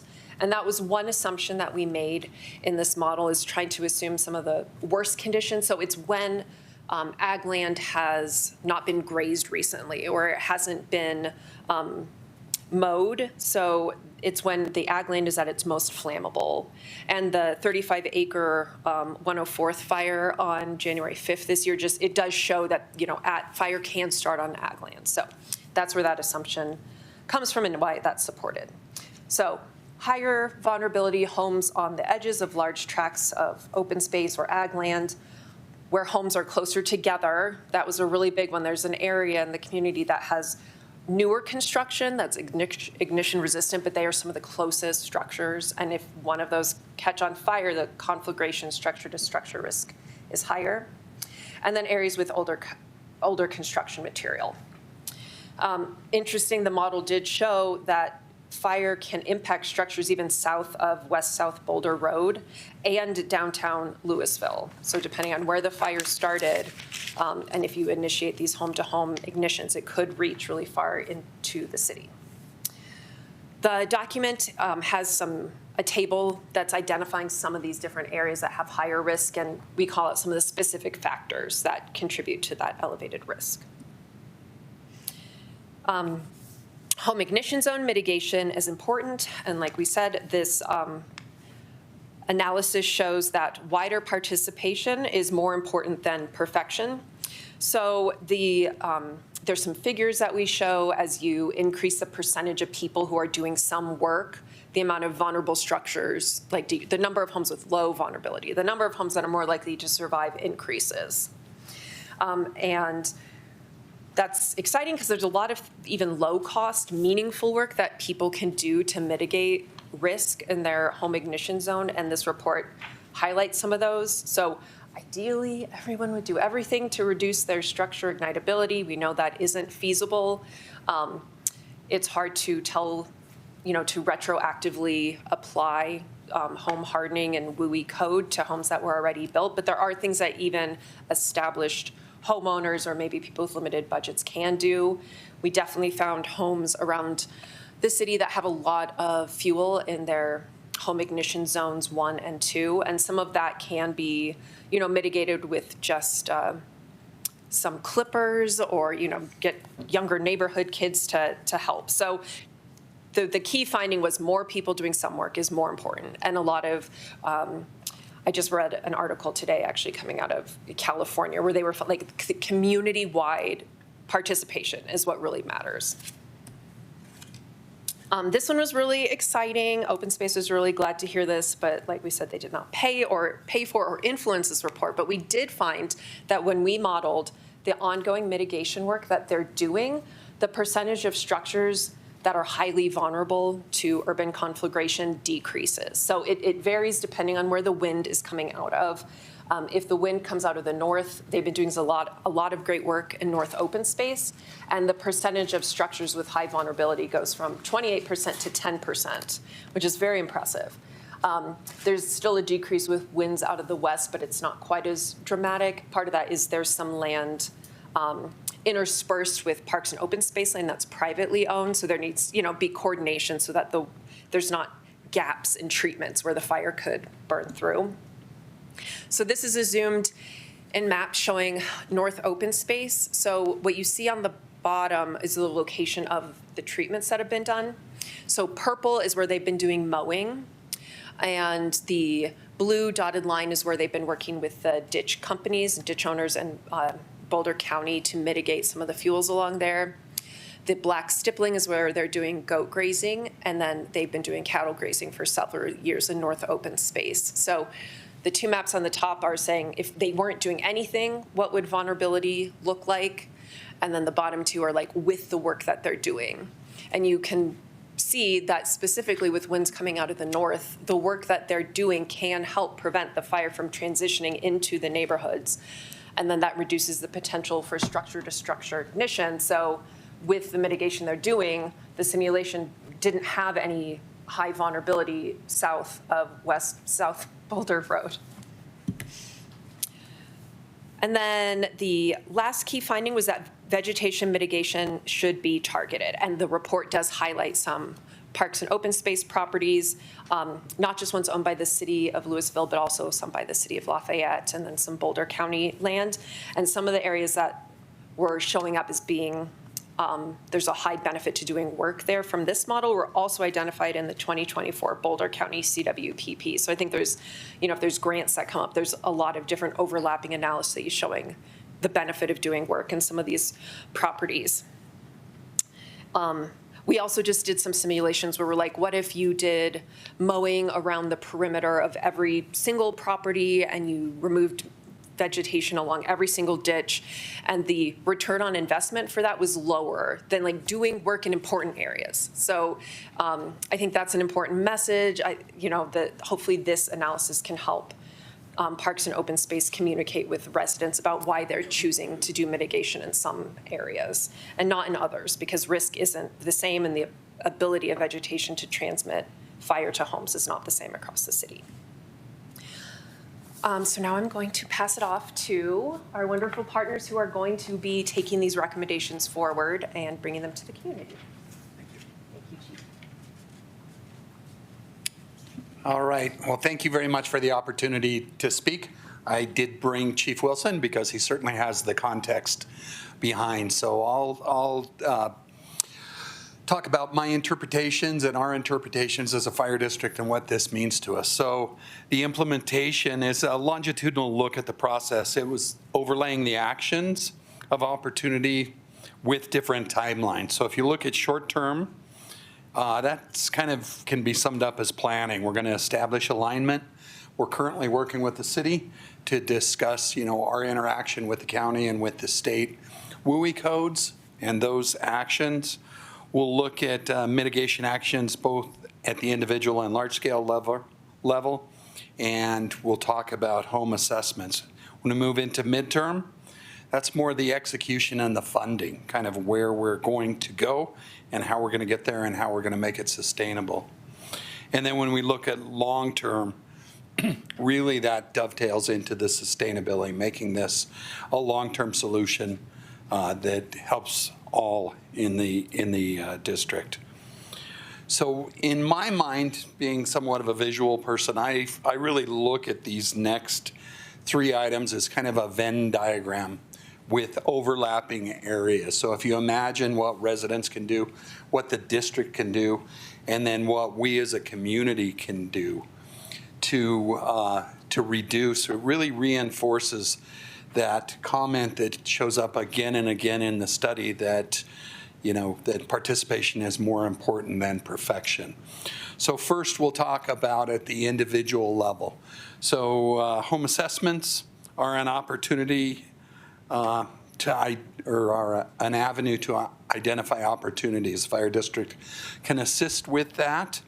When we look at mitigation, reducing those hazard areas close to the homes and the structures, the defensible space, the actions that the community is taking, the branch drops that we have. And Chief Wilson, is it every month? Yes. Okay. The city has a drop-off for their leaves and branches first weekend of the month. And then really aligning our efforts. So looking at our existing structures and spaces and, seeking opportunities for grants for funding. If we look at that second circle and what the Fire Protection District can do to assist with that, really that targeted outreach. We're working to increase our capabilities. We've increased community risk reduction staffing, not with a specific wildland specialist, though that may be something we look at in the future. But we've increased our capabilities, and that's really important to us. We've modeled, as explained in the report, alternative landscape techniques, and we continue to communicate that. And then we're looking for models for sustainable funding and increasing that support.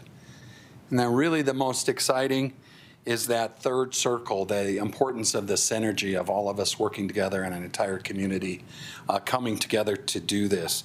So if we'll focus on some targeted action in those areas of greatest opportunity, if you look at the volume of data that exists in this report, it will last us many, many years and be great fodder. But certainly it's not a prescription that says do A, then B, then C. We're going to have to be dynamic. We're going to have to model what we're doing and be proactive and make sure that our efforts as a fire district, individuals' efforts, the city's efforts are all contributing to that synergy. We want to align our actions to increase those assessment capabilities. We want to be, the technical expert. We have some incredibly talented people on our staff, and we want to be a resource for city and for citizens with that.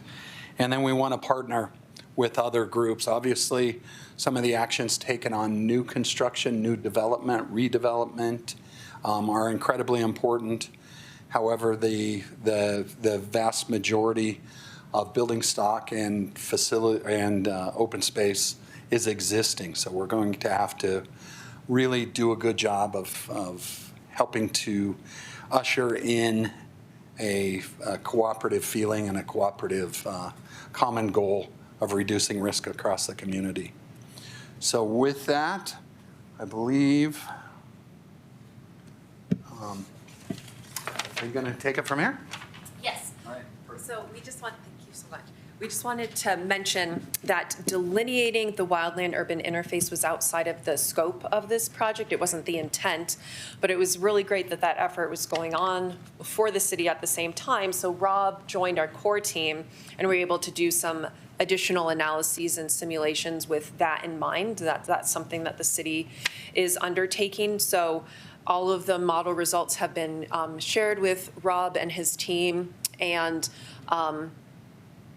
this should be supporting some of the ongoing efforts. And I think it's the next city council meeting where that's going to be the topic of discussion. So that wasn't the topic for today.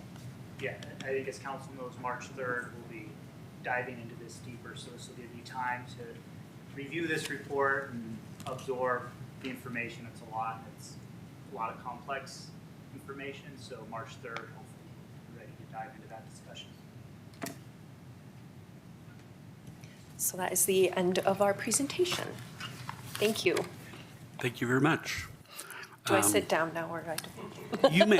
You may sit down. Thank you. So why don't we take some public comment if there is any. Do we have anybody signed up? Yes, first up is Tanya Samaru. Hi, Council. Tanya Samaru. Firstly, I really want to thank Chief Wilson. I can't say enough good things. I've spent a lot of time talking to him in the last year and a half, and I really appreciate his service in providing this report for the community. I have really strong feelings about this. You know, for 2 years after the fire, you had a ban on discussing wildfire safety and mitigation. And since that time, there hasn't been like a cohesive strategy by the part of the city. And I have a resident who've been outspoken asking for the city to do the things that were recommended in several expert reports. I hope that at the time of, you know, I hope that moving forward, we're going to have a really strong collaboration between the city and the fire district. Recently, you passed 2 emergency ordinances, which were really dear to my heart, having to do with vegetation that you can see from the model are absolutely in the right direction, and they cost nothing. I just was disconcerted when moving through this and having had discussions with the district. I didn't see their opinion represented in the packets. Moving forward, you shouldn't leave it to staff to present an opinion to you that they went and got from the district. I want to ask them, moving forward, it's always one of our chiefs is here, and they're invited to provide their candid recommendations for the city. It's not something that we need to be afraid of. It's do some things and lower risk and the whole public benefits. It's not an infinite number of things. There's nothing to be afraid of. So I really hope that moving forward, between council and the chiefs, we make policy, and then, you know, council's instructing staff on find a way to implement this or come back with costs and things like that. And that there's never a time when the fire district might have an opinion about something and they're not being invited to explain it. Finally, I just want to say, I feel like as a resident through this last 4 years, I'm going to be honest, I feel like I've been really demonized. If I complain about city processes, I'm told I'm mean to staff, and if I've been really persistent, I've been called aggressive. I just want to go home and never come here again. I just want to see, as long as my fire chief is here, and we're all discussing, and policies being made here in this room, and then I'm happy. You know, I can go back to my kids. So thank you so much. Thanks, Tanya. Next up is Larry Donner.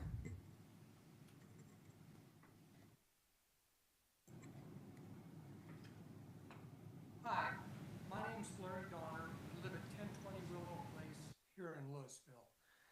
And so I just want to start out with a little bit of large-scale background. Year after year, California has major urban conflagrations. And the reason is because the average citizen feels impotent.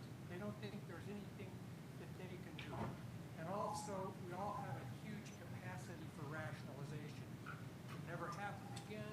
It'll never happen in my neighborhood. It always happens somewhere else. I start there because if you look at the maps, it can be overwhelming. It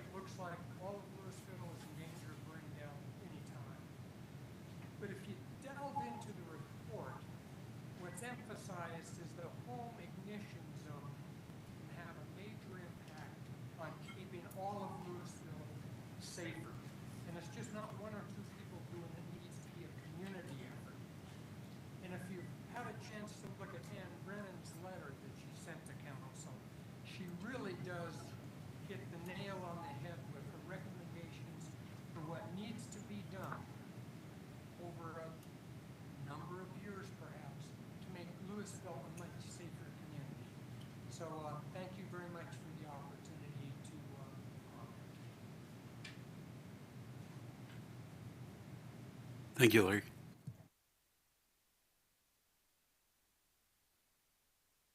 Take it back to council. Council, do you have any questions of any of the folks who've appeared in front of us tonight? Councilmember Cooperman. All right. So maybe I'll start with a question. Towards the beginning of the presentation, I guess you sort of defined an urban conflagration as a fire that starts in a wildland and then comes into a more urban setting. And I'm curious, I was looking through materials about recent urban conflagrations, and I'm wondering, I didn't find any that didn't meet that definition, but I'm curious, about, are there examples of ones that start in an urban or suburban setting that didn't necessarily start in a wildland setting in modern times? I don't know. Yeah, there are actually few. I'm not aware of one that was driven by wildfire exactly, but there have been a lot driven by fire-following earthquakes, where ignition happens because the stove tilted, gas pipes broke, and in this case, you have multiple ignitions. So San Francisco, 1919, they had this problem. This problem also was also an issue for the 1994 Northridge earthquake and the 1995 Kobe earthquake in Japan. And so it does happen. From a fire perspective, I haven't seen it because you will require multiple ignition inside a community under high wind, which is very highly unlikely in this case. Okay. Yeah. No, that's very helpful. Great question. And then, so maybe I'll ask I don't know, not quite related, but almost. So I think you clarified during the presentation that in the simulations, all of the ignition locations are basically chosen in, I don't know, what you might call wildland locations within the city. And so you weren't choosing any ignition locations that were like homes themselves or buildings themselves. No, but it was all the open space vegetation area. So it could be inside, it could be on the outskirts, on the west side, but not a specific home igniting first. And these ignition locations were picked based on how highly likely the fire will go into a larger fire if it ignites at this point. Right. Okay. And then, so on some of the maps showing the structure vulnerability, there's kind of this large blue region in the middle of the city. Yes. And it didn't seem to correlate directly with, say, like the building factor maps. I mean, some of it did, but not like that whole blue region. Mm-hmm. That's a good question. I'm wondering, I don't know, I didn't get a great sense for like, okay, why is this whole region blue? That's a great question. I don't know if you can give kind of a brief explanation. Yeah, absolutely. Wonderful observation. So the building factor scores that we have essentially tells you how high or low that number that represents the home ignition zone characteristics. So if it's a high number, that means, unfortunately, everything within your house is not great. The roof is not, class A, the siding is ignitable, and so on. It doesn't necessarily mean your building will ignite. Yeah. So there's a distinction between having a high score factor and whether the fire will get to that building or not. And I'll just mention, because you made this great observation, this is why mitigating every single building doesn't make sense, right? Because if the fire is never going to get there, why should I worry about mitigating? Now, the social implication of that and how you deal with the community telling some people you have to mitigate, but you don't have to mitigate, I'll let you deal with that on your own because it's above my pay grade. But yeah, it's a great question. Okay. Thank you. And I think I just had one more question actually for staff. I was wondering, given the findings of the report, what is the status of the education materials that we were having drafted by Forrest Marsh? Thank you. So Sam Fox, Deputy City Manager. We are currently working on the Forest Marsh education materials. I believe we are expecting draft materials in the next couple of weeks, and we're working through finalizing those with staff. Thank you.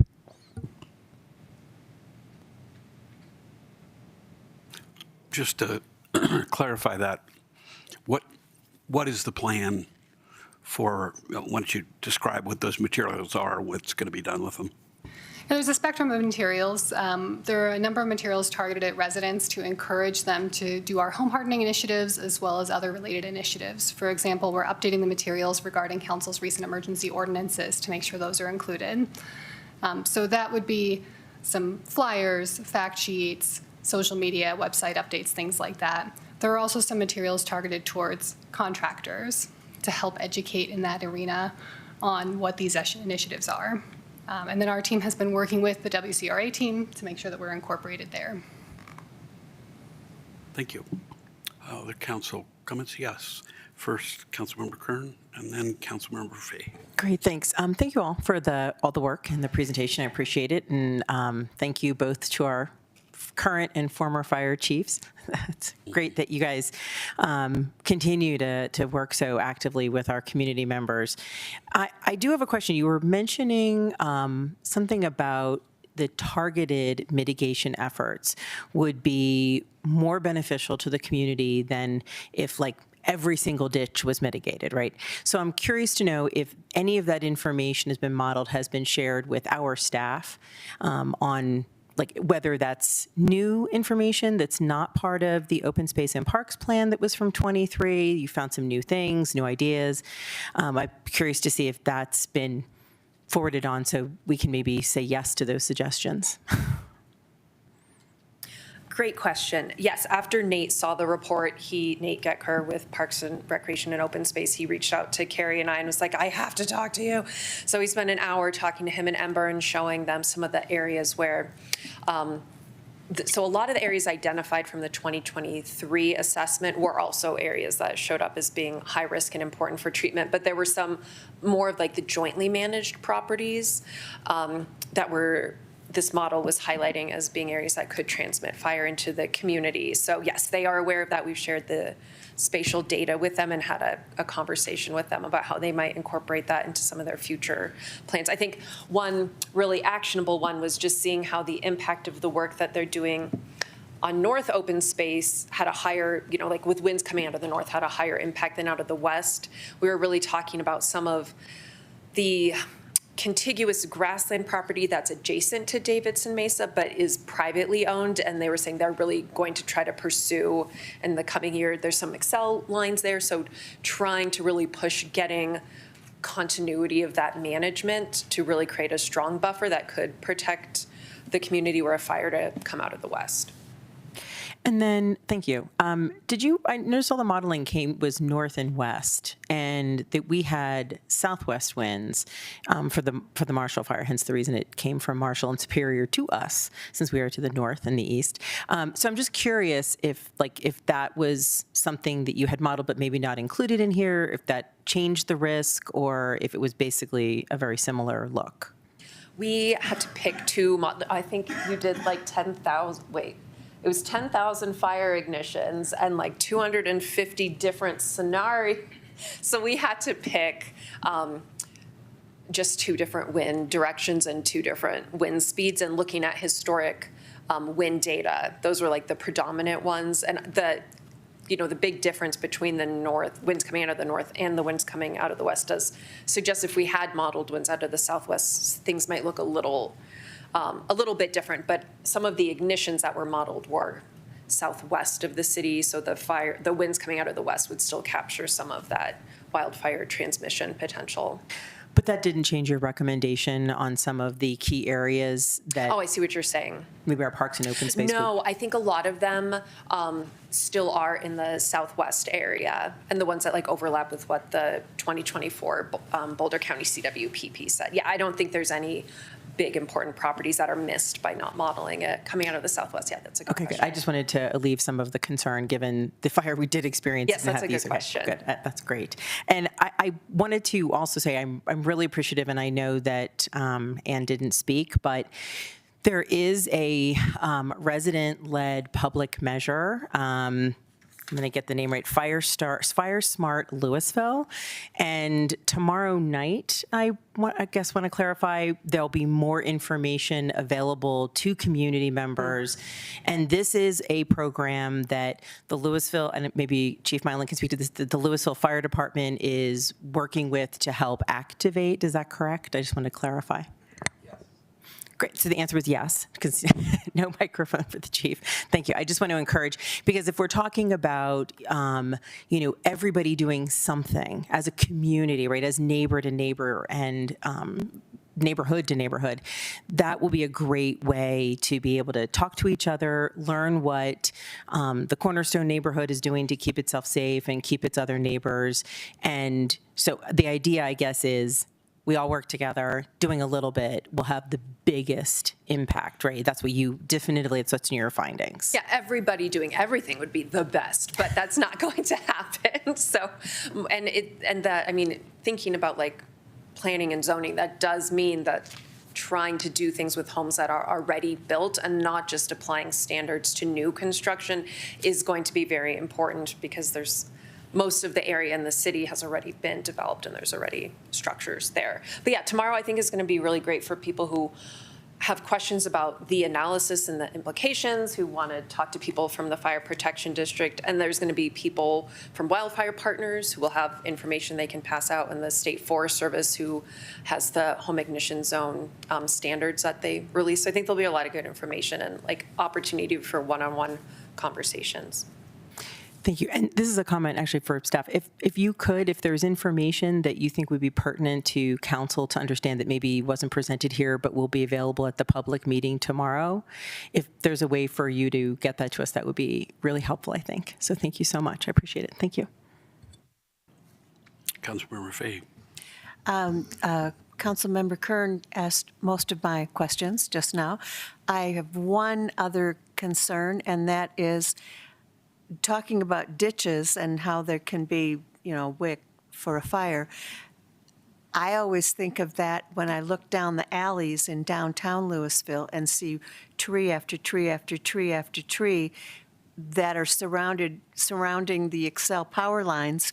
And I think if one of those sparks from a squirrel or bird or whatever, that fire goes all the way down the alley to all the old houses that are wood with wood roofs. And I just think that it would be something that we should also consider in the spread of fires. It's not just coming from the WUI, it's coming from downtown too. So that's a great comment. I will say that you're absolutely correct, and depends on the vegetation that might be next to a power line. The location of utility poles and power lines is not readily available to the public in general unless Xcel has it and willing to share it. We're running similar analysis for California by using AI to map the entire power line in LA. It was not given to us, but we developed a way to get it ourselves, and we put the ignition points based on extreme winter conditions and how the power lines might fail. So you're absolutely correct in your comment. Another thing that should be taken into consideration in the future is the fire response and the firefighters and their efforts, and how that might allow you to optimize your mitigations and understand where you need to place more emphasis in different areas. But you're spot on. Other council members? Okay. Yes, Councilmember. Yeah, just one little thing. I think it is kind of sort of the thing no one's talking about, but is like the biggest thing, right, is our fire department, right? Like without a fire department, you think about, how fires spread and what happens, and like the resources that we give to them and their location and their response time and their capacity to do things within our community and ability to get places, right? And I think one of the things that's hard about a wildfire, something starting in those spaces, is how difficult it is to get to them to fight those fires.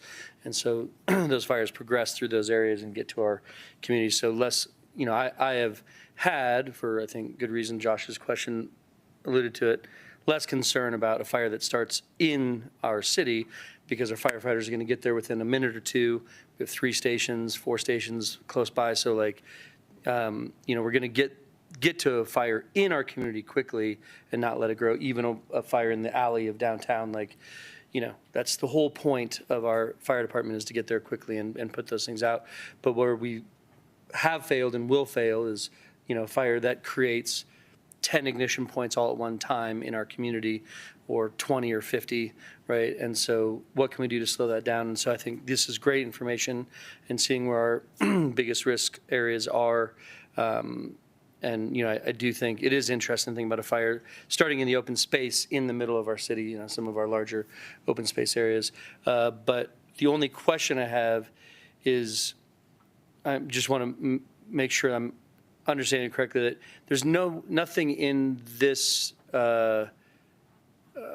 study or sorry, there's a better word for it, but report, your analysis that is talking about the likelihood of the ignition points you chose. So you have like 10,000 ignition points, but it wasn't like we picked the most likely starting locations, just lots of locations that mattered, but there's no probability on that the fire would start, is likely to start here or there or anywhere else. Yeah, that's you guys are asking tough questions, but that's another excellent question.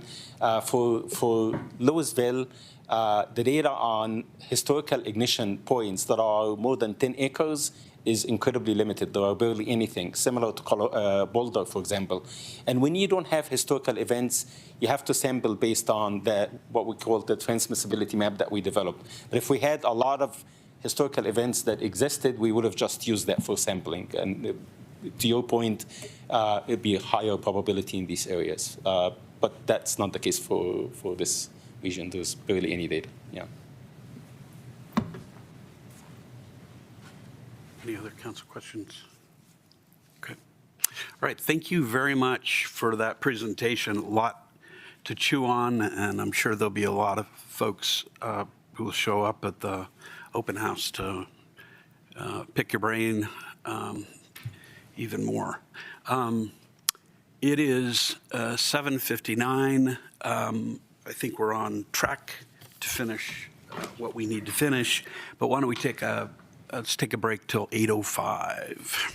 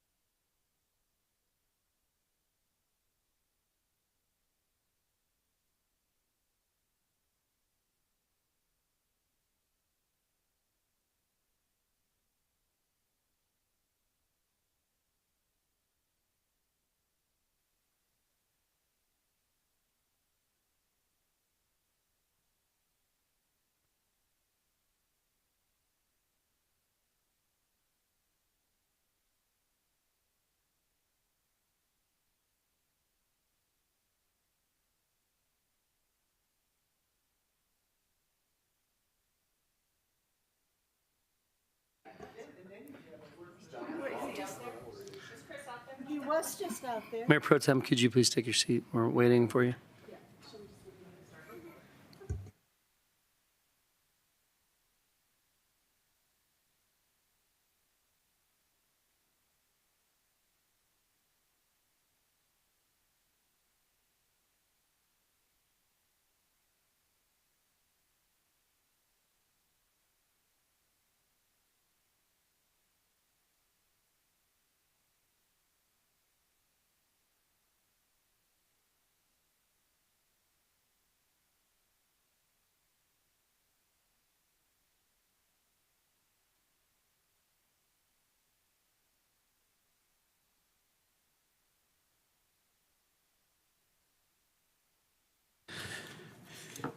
Okay, we're back on. We've got, next item is ordinance number 1917, Series 2026, an ordinance amending Title 17 of Louisville Municipal Code concerning electronic vehicles, electronic vehicle charging stations. This is a first reading to set public hearing. There's nobody in the chambers, and there are a few people online, but we're not making any decisions tonight. There's not going to be any public comment, but we'll have a presentation, an opportunity to ask questions and maybe offer amendments and decide whether we're going to pass this on to second reading. So with that, Jeff, you want to go ahead? Yeah, thank you. So Jeff Hurt with Community Development. So this is an ordinance to address electric vehicle charging facilities, both from a land use perspective and a approval process perspective. So there's two sort of core components to the ordinance. First, to address EV charging facilities as a primary land use, and I'll get into kind of what that means. And then second, to address the permission of an EV charging facility in terms of the review process and an administrative approval process. It's important to clarify there's no changes proposed as part of this to any of the requirements that are currently in place in terms of the number of EV charging spaces or the type or any of that, design standards, any of that. This is really about the land use itself, mostly related to it as a primary land use, and establishing an administrative approval process for EV charging facilities. So why is this amendment needed? So first, there is a state law that requires compliance, so that is catalyzing us to address this, but certainly this is an evolving topic and issue that we want to stay on top of with our code. And most of us are aware of EV charging facilities, probably more in the, if you looked in the screen, the left hand side images where they're accessory to like a gas station or an underutilized parking area, something like that. This amendment is in large part about the images to the right, which aren't really prevalent here regionally or nationally. There's not a lot of examples of them, but if you look at EV charging facilities as like a larger primary land use, that's what a lot of this is about. So under this bill, House Bill 2411-73, there's basically three options for the city to comply. Option one is for us to just fully adopt the state's model EV code. Option two is the option that we're proposing as staff, which is basically to develop a locally tailored set of objective regulations and an administrative approval process for EV charging facilities. And so again, we are proposing option two for compliance. Very high level overview and recap of kind of how our current regulations work. So we currently do require electric vehicle charging spaces for new development. So there's ratios by land use and by type of EV charging facility. None of that is proposed to be changed as part of this, but those regulations have been on the books for several years now. The specific issue as it relates to EV charging as a primary land use is that our code basically prohibits it currently. So if you look at our code language, it says if an EV charging facility is a primary land use, we consider it a gas station. And so gas stations, as most of us know, are capped in number citywide. Therefore, strictly applying the code, an EV charging facility would actually not be permitted as a primary land use. Some of the key elements of the proposal, first, to allow EV charging facilities as, again, a primary land use in all of our non-residential zone districts as distinguished from an accessory land use, which is currently already regulated We're not doing much with that as part of this. The second component, which I'll unpack a bit in my next slide, is to allow EV charging facilities, both primary and accessory, we'll get into it, through an administrative approval process. And again, no changes to any of the design standards that would apply to EV charging facilities or the numbers or anything like that. So the administrative approval component of this amendment basically says, and this again is about compliance with the state law and tailoring it to our kind of local conditions. There's sort of three components of this piece of the amendment. So first, under the ordinance, if an EV charging facility as a primary land use requires a PUD, that PUD can be approved administratively. So no public hearing, with the constraints of it has to be less than an acre, and there can't be any requests for variances or waivers to any standards. So it has to meet all the standards and be under a certain size, then it can be approved administratively. So that's component one. Component two is probably a more limited universe of examples, but if an EV charging facility as an accessory land use, so like picture an underutilized parking lot and they're putting it on there, if that triggers a PUD amendment, that would require a public hearing, for example, this would override that and say that proposal and that PUD amendment would be administrative. So that makes it easier for those cases as well. The last important thing to note is there is the ability for the community development director to sort of kick it up to a public hearing if there are significant impacts. And speaking of impacts, from staff's perspective, in terms of community impacts, we see a lot of positive impacts in terms of more access to EV charging facilities, certainly that aligns with our environmental sustainability goals. In terms of any negative impacts, this is really similar from our perspective. Again, not a lot of examples of this as a primary land use really anywhere nationally. But from our perspective, it would function more as like a parking lot or utility facility. And so a lot less negative impacts than you would see at a gas station, for example, in terms of noise, odor, things of that nature, hazard risk with spillage, things like that. And then certainly this amendment would align with many of our sustainability policies that I won't go through, but happy to if you'd like. So staff is recommending approval of the ordinance and to set for second reading, and happy to answer any questions. Council questions? Yes, Mayor Pro Tem.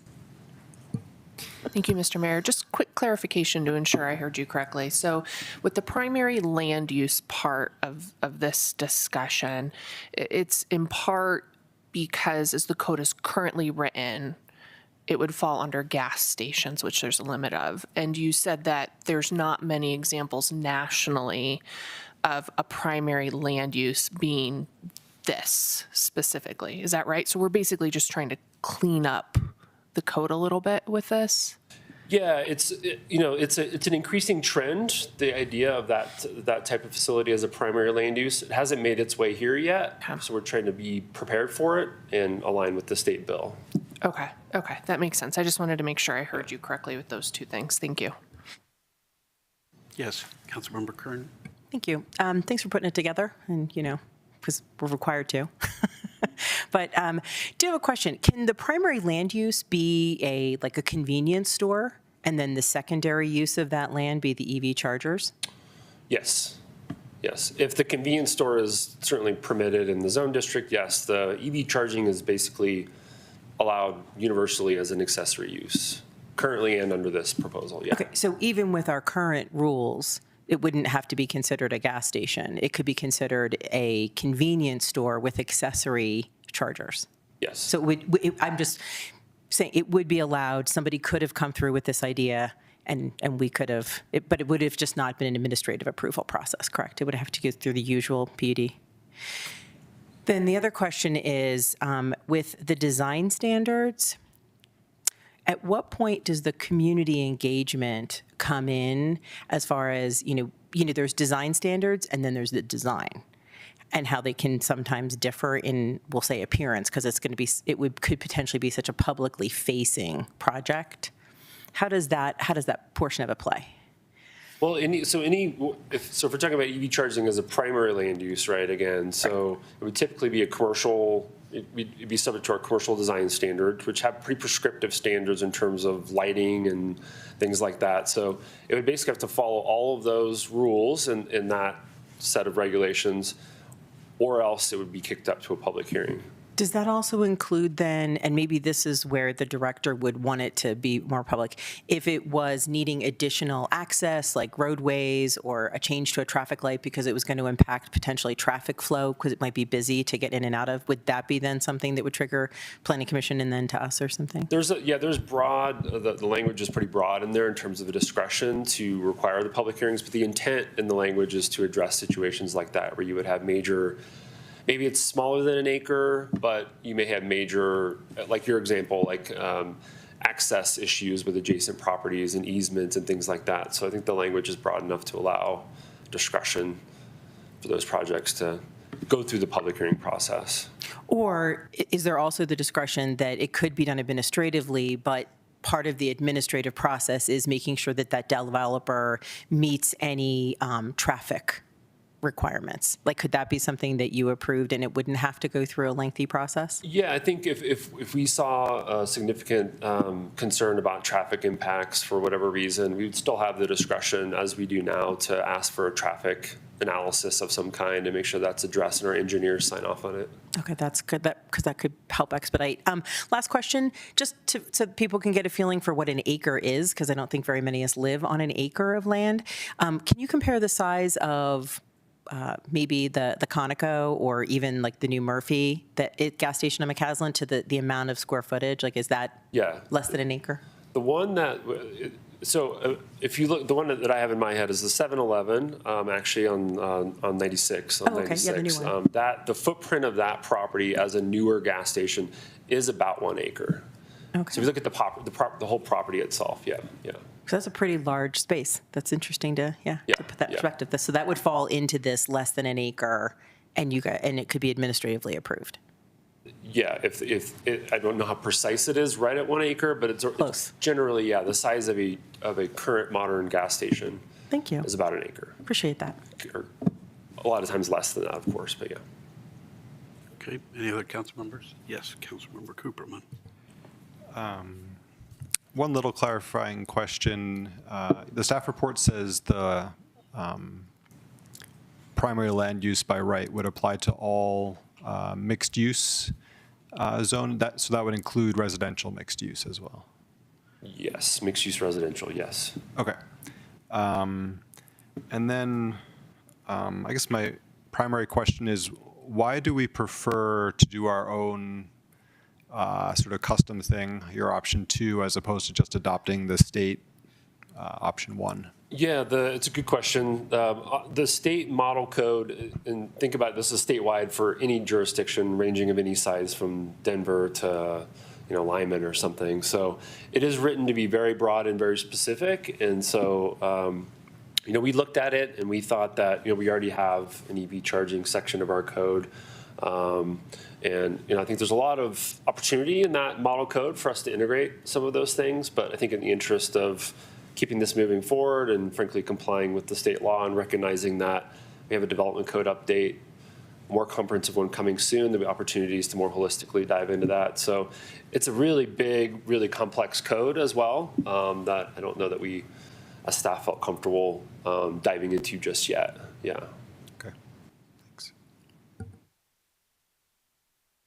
Any other questions? All right, do we have a motion?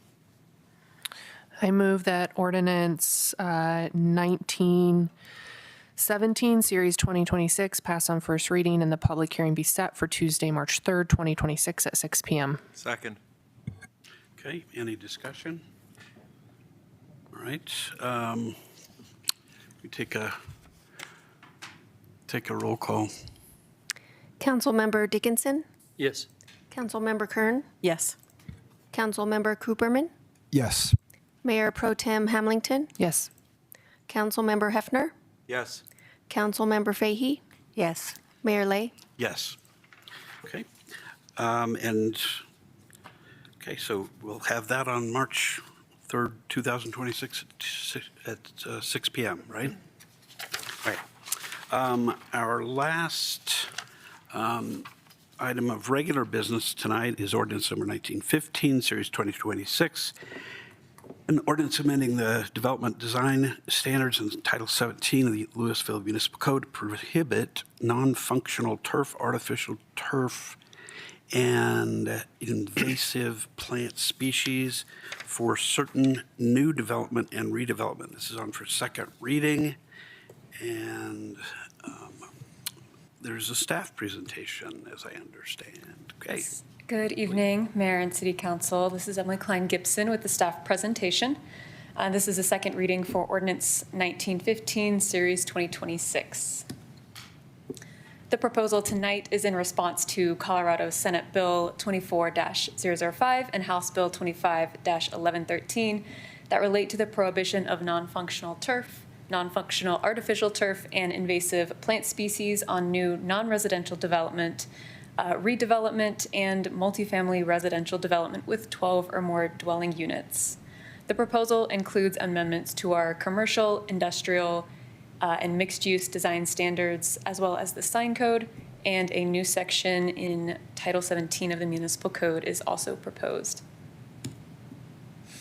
To provide a little bit of background, Senate Bill 24-005 prohibits the installation of non-functional turf, artificial turf, and invasive plant species on new commercial, industrial, and institutional properties, new common areas maintained by owners' associations, street rights-of-ways and medians, as well as non-residential developments where over 50% of the existing landscaped area is proposed to be disturbed. The bill also allows the continued maintenance of existing non-functional turf, artificial turf, and invasive plant species. The bill also states that turf is allowed to be installed for recreational uses and water quality functions, and also clarifies that grass that is native to Colorado or hybridized for arid conditions may be used in place of turf. House Bill 25-1113 was passed about a year after the Senate bill and expands on the Senate bill's turf prohibitions by also extending them to new multifamily developments that consist of 12 or more dwelling units. The House bill also clarifies that functional artificial turf is allowed, whereas the Senate bill, it was a little unclear. And the House bill also provided a updated definition of turf, which is defined as non-native grass or grass that is not hybridized for arid conditions. This slide just provides a visual example of what may be considered non-functional turf versus functional turf. So for this example, we'll just assume that the grass species in both of these images are non-native and non-hybrid species. So with that in mind, the image to the left would be considered non-functional turf because it is grass planting along a right-of-way beside a street, and there's no clear functional or recreational use for the grass. It's mainly just primarily used for landscaping and beautification on that site, whereas the image to the right would be considered functional turf because it's located within a park. There's picnic benches, a path, and there's a very clear functional recreational use of that property, even if that turf grass is non-native. So staff's proposal tonight includes amending the 3 design standards to remove terms like turf, sod, lawn, and grass that are included within all of these design standards within the landscaping chapter, and replacing them with one clear phrase that states the grass must be native to Colorado or hybridized for arid conditions. The proposed amendments to the design standards don't modify the amount of landscaping that's required on these sites, nor does it change any existing landscaping standards that remain in each design standard. So the image to the right just provides an example of what the text amendments look like within each design standard, and the table to the bottom will give you the exact page numbers within each design standard that has a minor text amendment. Also included with tonight's proposal is a new section in Title 17 of the Municipal Code. It's titled Water Efficient Landscaping Standards, and this section references the state definition of turf, outlines where turf and artificial turf may be planted, as well as which types of new development and redevelopment this new state law applies to. There are currently no other locations in Title 17 of the municipal code outside of the design standards that outline these types of landscaping and water efficiency standards. So this would be a new addition to Title 17. And also included is a minor text amendment to the sign code. And this is, again, just removing the term turf and replacing it with a more clear, concise phrase that says grass native to Colorado or hybridized for arid conditions may be used as landscaping for freestanding signs. So staff has analyzed the state bills against all of the adopted standards in Title 17 and finds that the proposed amendment is in alignment with the state laws. Staff finds that the proposed addition to the municipal code provides a clear location where the turf limitations are outlined, as well as references the state definition of turf and artificial turf. And then the proposed amendments to the design standards just provide a complementary update for clarity, both from a staff perspective of implementing these standards, as well as an applicant's and property owner's perspective of what would be required of them. Planning Commission recommended approval of this ordinance as presented, and staff also recommends approval of Ordinance 1915, Series 2026. And that concludes the presentation. I'm happy to answer any questions. Thank you. Okay, thanks. Why don't we take our first, well, as we take our first round of public comment, do we have any public comment? No. All right. Council questions? Yes, Councilmember Curtin. Thank you. Good job, Emily. That was a long one. So I'm curious, with the component of the non-native plants, is there a location that people will be able to access either what is or what is not considered? And yeah, so the city has not provided a comprehensive list. I do know the state has resources of what would be considered native grass and non-native grass. And I think from a staff perspective, we would rely on landscape architects or professionals when applications are submitted to us to review.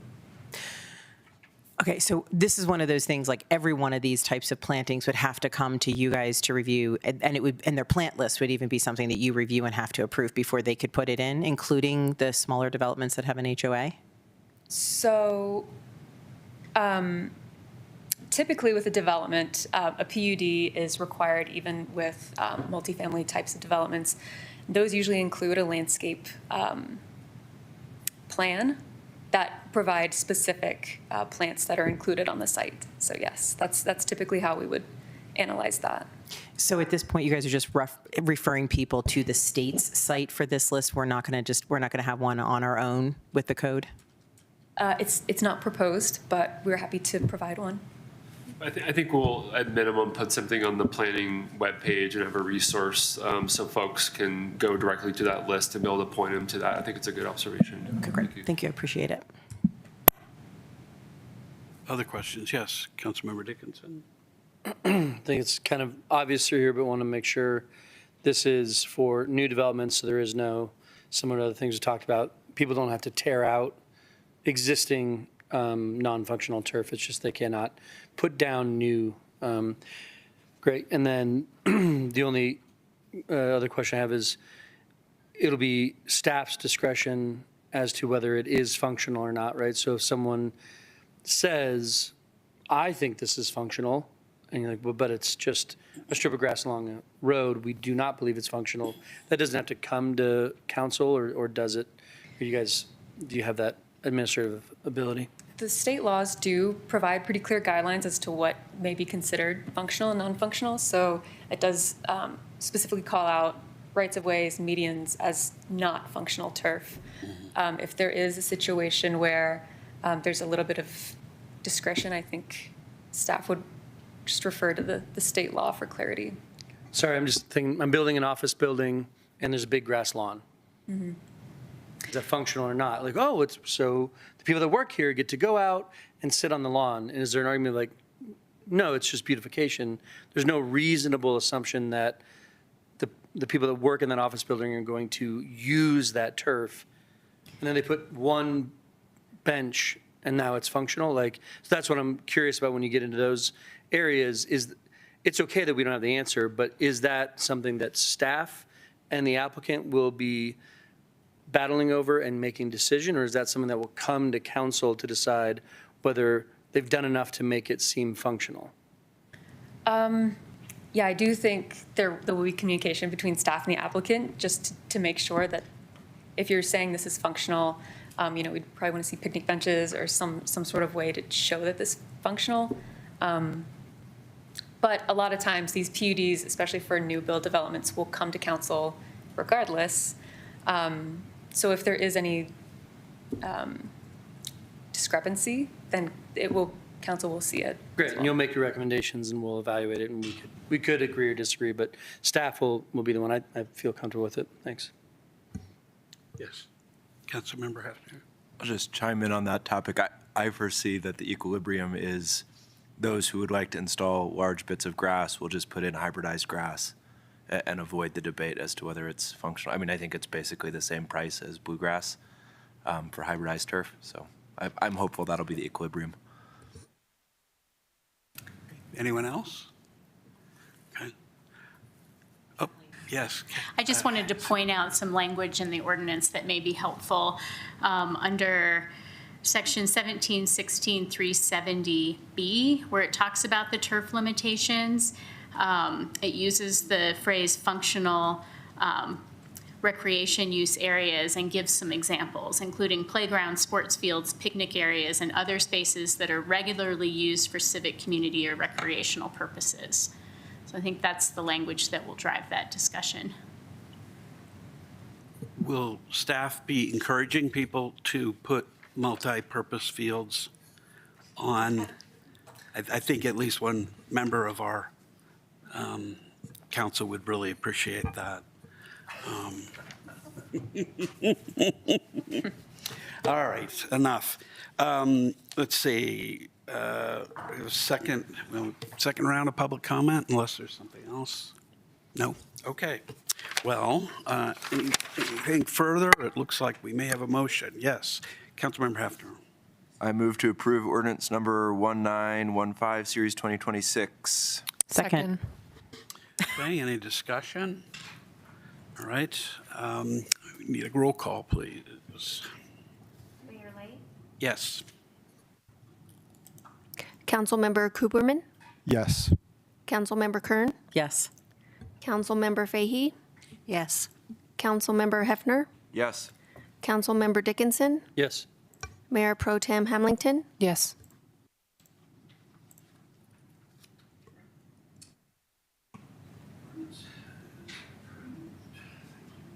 Thanks very much to staff, and thanks, I guess, to the Colorado Legislature, to the extent that we all think it's a good policy, and we didn't really talk about that tonight. But all right, so next is City Attorney's report. I have no report. Thank you. Okay. Does anybody have an upcoming agenda item or they want to talk about, or an identification of future agenda items tonight? Looks not. Seeing none, do we have a motion to adjourn? So moved. Second. Any discussion? All in favor? Aye. Aye. Any opposed?